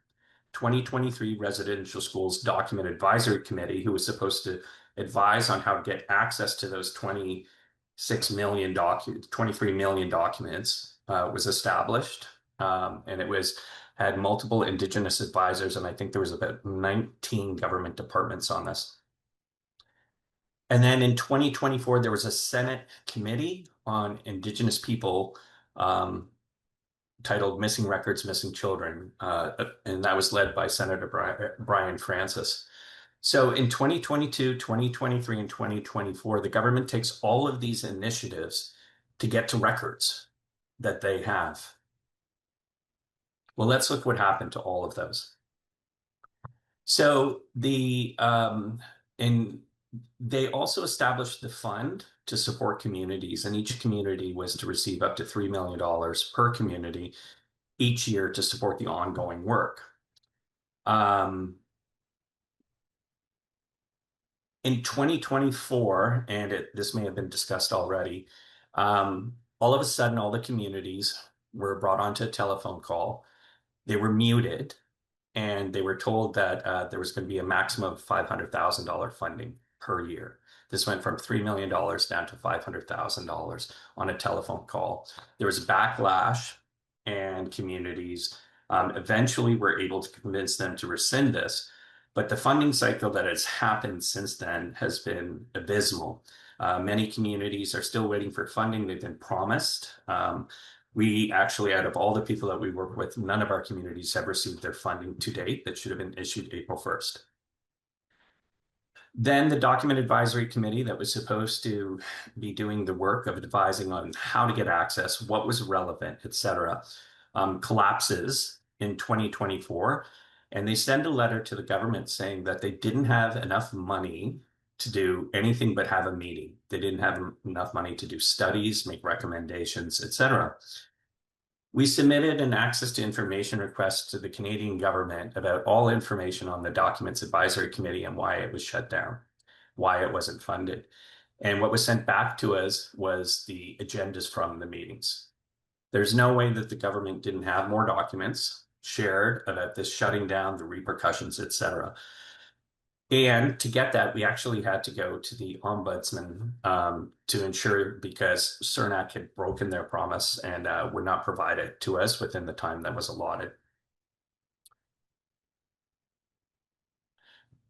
For the Senate committee, their findings were that, I'm going to go through a couple of different finding committees, and this was Senator Francis, his committee. But the first recommendation was that the Government of Canada compel the Catholic entities to release records.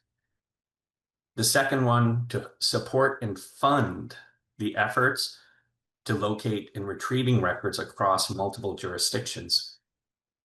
Recommendation 4, provide adequate funding in the next 2 years in order to expedite the work of locating and transferring documents to the National Center for Truth and Reconciliation, and create an advisory committee to coordinate the search and transfer of those records. Recommendation 8, adopt a formal policy to proactively disclose information.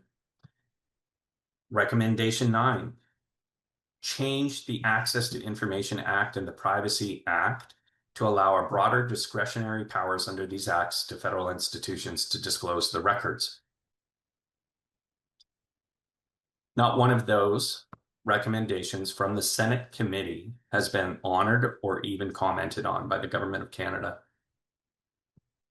In 2022, the government appoints the Office of the Special Interlocutor, and Kim Murray is appointed as the interlocutor.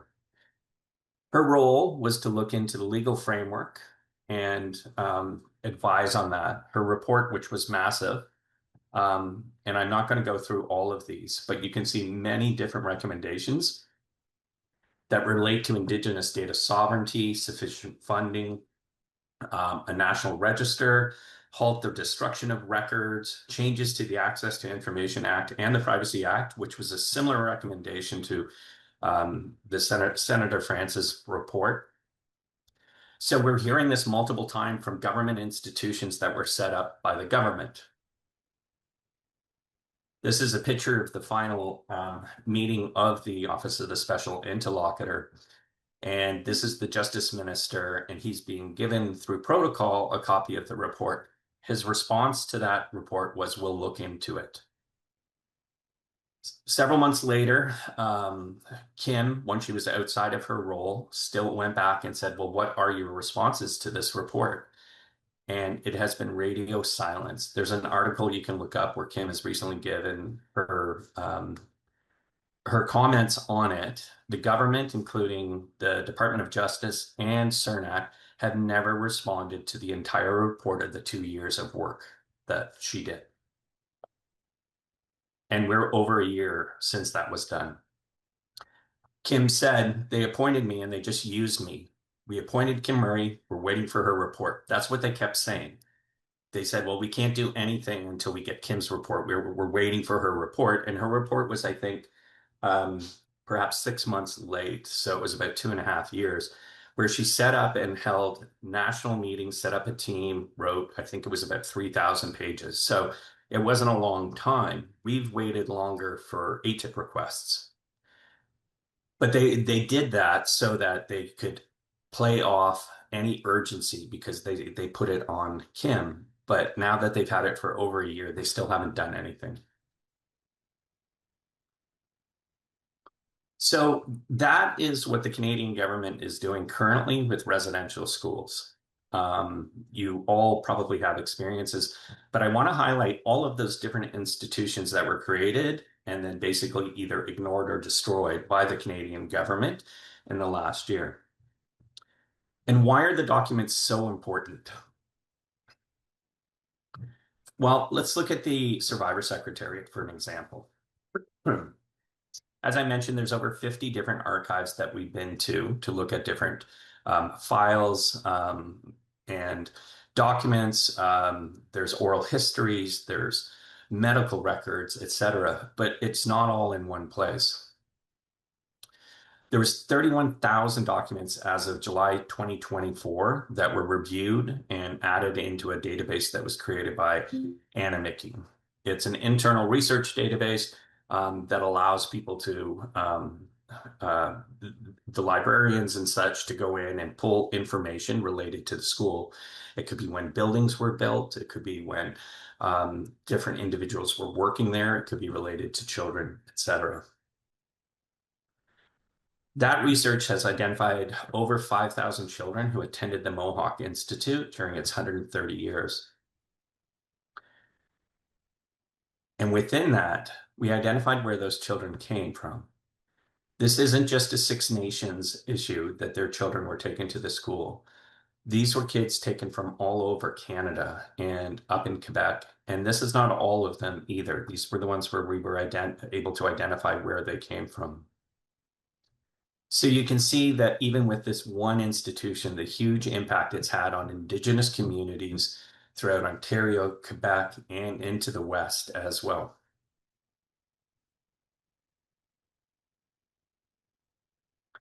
The documents also allow us to understand the grounds, and that's what this is all about, is finding the missing children.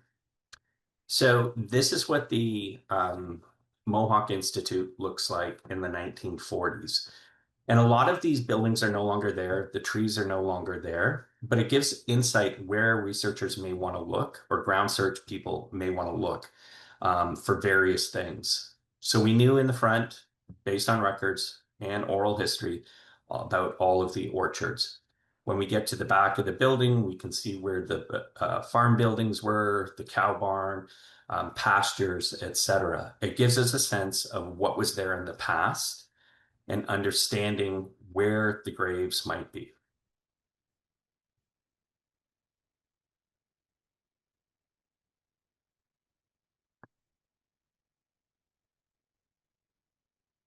But it also gives us a sense of real stories of real people.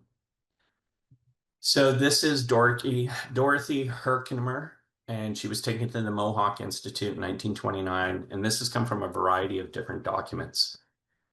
She was admitted in 1931 to the Brantford Hospital, so taken from the Mohawk Institute with a severe headache and a stiff neck, shoulders, and legs. She had swollen glands, and she had had them for 4 months and not been treated. She was diagnosed with tuberculosis and then transferred to the Lady Willingdon Hospital. She died 5 days later at just 11 years old.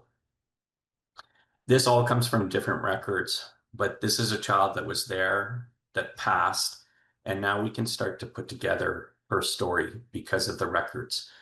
And her grave is not at the Mohawk Institute, but we know she died because of the Mohawk Institute and catching a sickness while she was there.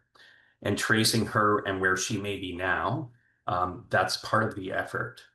We talk about mass graves, and I know a lot of the denialists talk about that, but there was children sent everywhere to die. And in many cases, their parents were never informed about it.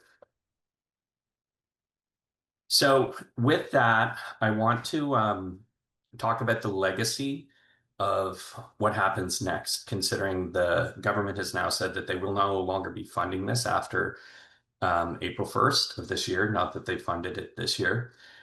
But the questions I want to ask are, how do you keep this movement for truth going? You cannot rely on the government for the funding.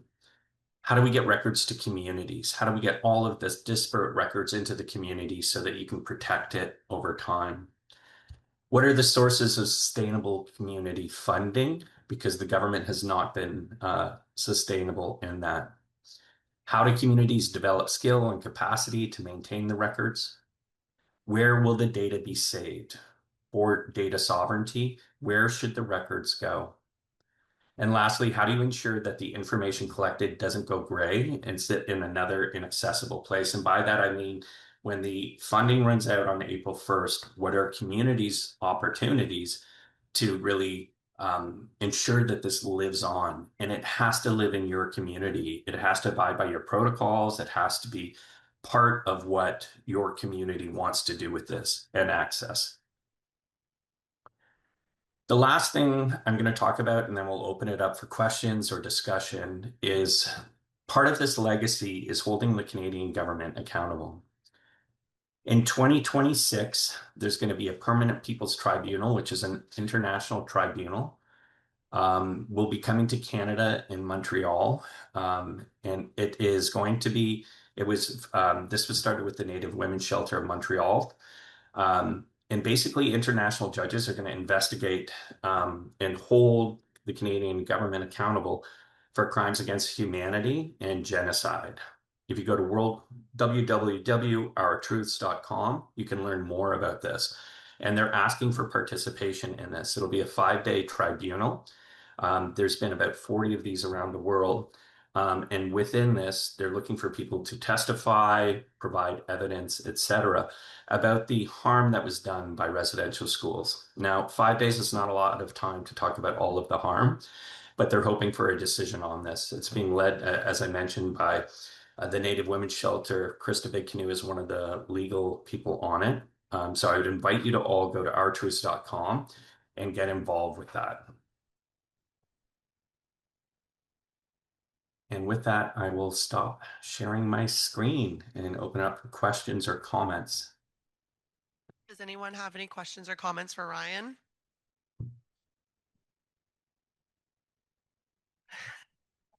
Ryan, one of the questions was, why didn't you come to Thunder Bay?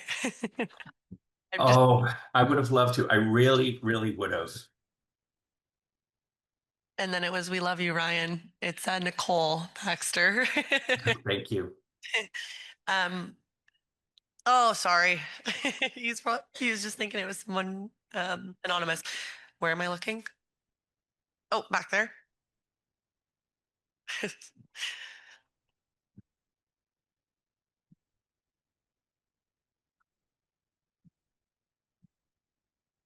I don't know if you see me, but you probably hear me. I can see you now. Yes. Hi. Hi.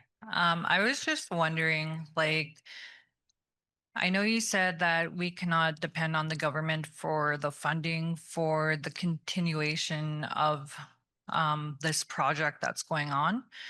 So what would you say for like the next generation of like the new leaders of Indigenous youth and to fight for these rights for our ancestors, our families, youth, and children, like especially knowing that there are archives and records out there. It just I believe that it's something that should be well known and very more talked about, especially in schools and just everywhere.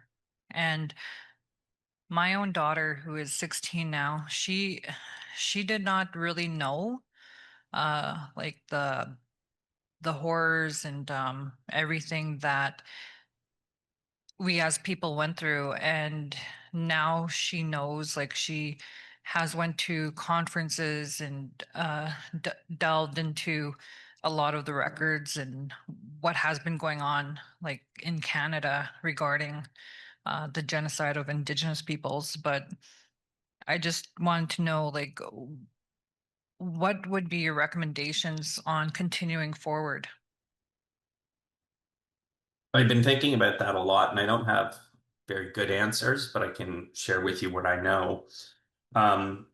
Moving forward, I think it is community capacity building. It is getting people in your own community trained on how to access these records, how to collect them, how to store them, working with, I don't know if Jeff Ward has spoken already, but working with like programs like NEWIN and maintaining that intergenerationally. So in your heritage centers or your community libraries, now there's a lot of thought that needs to go into it. It's not as simple as just bringing the records there because you need to think about access, et cetera. But you can't rely on outside consultants like myself moving forward. It needs to be community based and it needs to be intergenerational, that you are having summer students come in and learn how to use these programs, how to do archives, how to do that, so that you always have access to it in the community. Now, that's a funding thing for communities, and I know a lot of communities struggle with funding. Yeah. But if you're going to control that documentary heritage, then it needs to be within your community. Short term, there's funding. The Anglican Church is giving out funding for reconciliation, $50,000 grants, which they're looking to get that kind of money out there. There may be corporate partnerships with banks, et cetera, that you're working with. We know that they have funds for reconciliation as well. And then looking at other government funding opportunities. So getting people that can apply for all of these funds through like the Museums Assistance Program and keeping a dedicated stream focused on the documents and getting them back into your community. It's going to be difficult. It's going to be competitive. But it is, those are the things that I would suggest in the interim until the government wises up and starts realizing that 150 years can't be fixed with 3 years of funding. Well, not even 3 years, because how many communities have gotten their funding this year? Very few that I've heard of. Thank you. Thank you.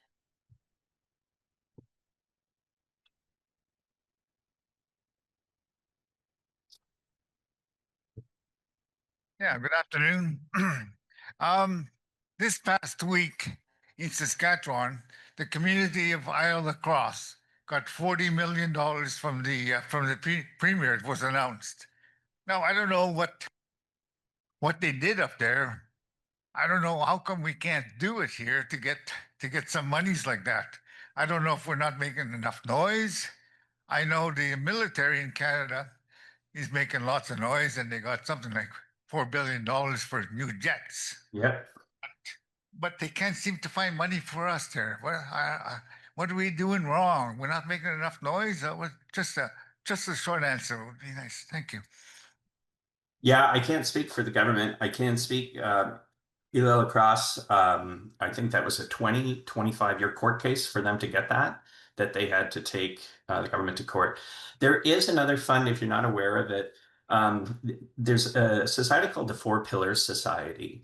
And basically, I think what happened was the government did the Indian residential school settlement and paid out individuals and said, okay, we're done, we're good. Whereas Four Pillars, they took the government to court. I believe it was 300 odd nations. Again, it was a lengthy court, but they said there was it wasn't just individual harm that happened at res schools. It was a collective harm to our communities. And this set a precedent, and the government was found guilty, and they paid out billions of dollars. If your community is part of that settlement agreement, there is some significant funding available to your community for health and wellness, for language revitalization, etc. So check out the Four Pillars Society to see if your community is part of that. But you may want to start looking at something like that, holding the government accountable, not just for the individual harm, but for the collective harm of your community. Good afternoon. My name is Irene. I'm an elder from Saskatchewan. And actually, I looked at the Four Pillars Society, and our First Nations will be receiving $200,000, and that's it. Like over year to year. So what can you do with $200,000? You know, that's not very much money. So, you know, $200,000, what's that going to initiate? What's that going to what's it going to do for our communities? You know, you said $1 billion.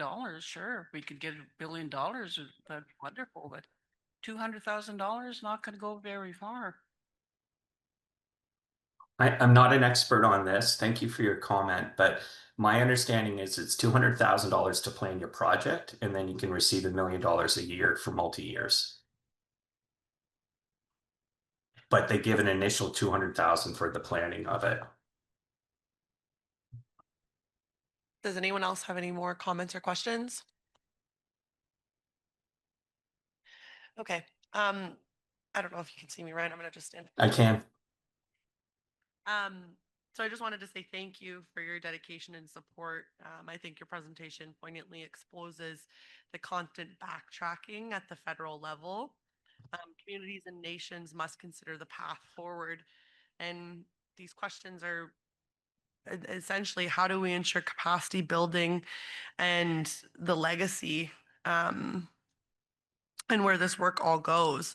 So again, thank you for your presentation, and well, I'm sure we'll chat soon. Yeah. I just like to say you were the perfect example of capacity building in your community. You've taken over all of this work, these documents. You are now the expert and the person advocating for documents in your community. So if anyone wants an example of community capacity building, speak to her. She's got it. She's got it nailed. Thank you. All right. Thank you so much for having me. And I do apologize I couldn't be there. Safe travels home, everyone. Thank you, Ryan. All right. Bye-bye. Okay, everyone. So that concludes today's agenda. I did just want to let you know that it is 20 after 4 and dinner will be served in this room at 5 o'clock. Just a reminder to come back for that, but our day tomorrow again starts at 8 a.m. So I don't know if you guys want to go get some fresh air or whatever, but come back for 5. Thanks.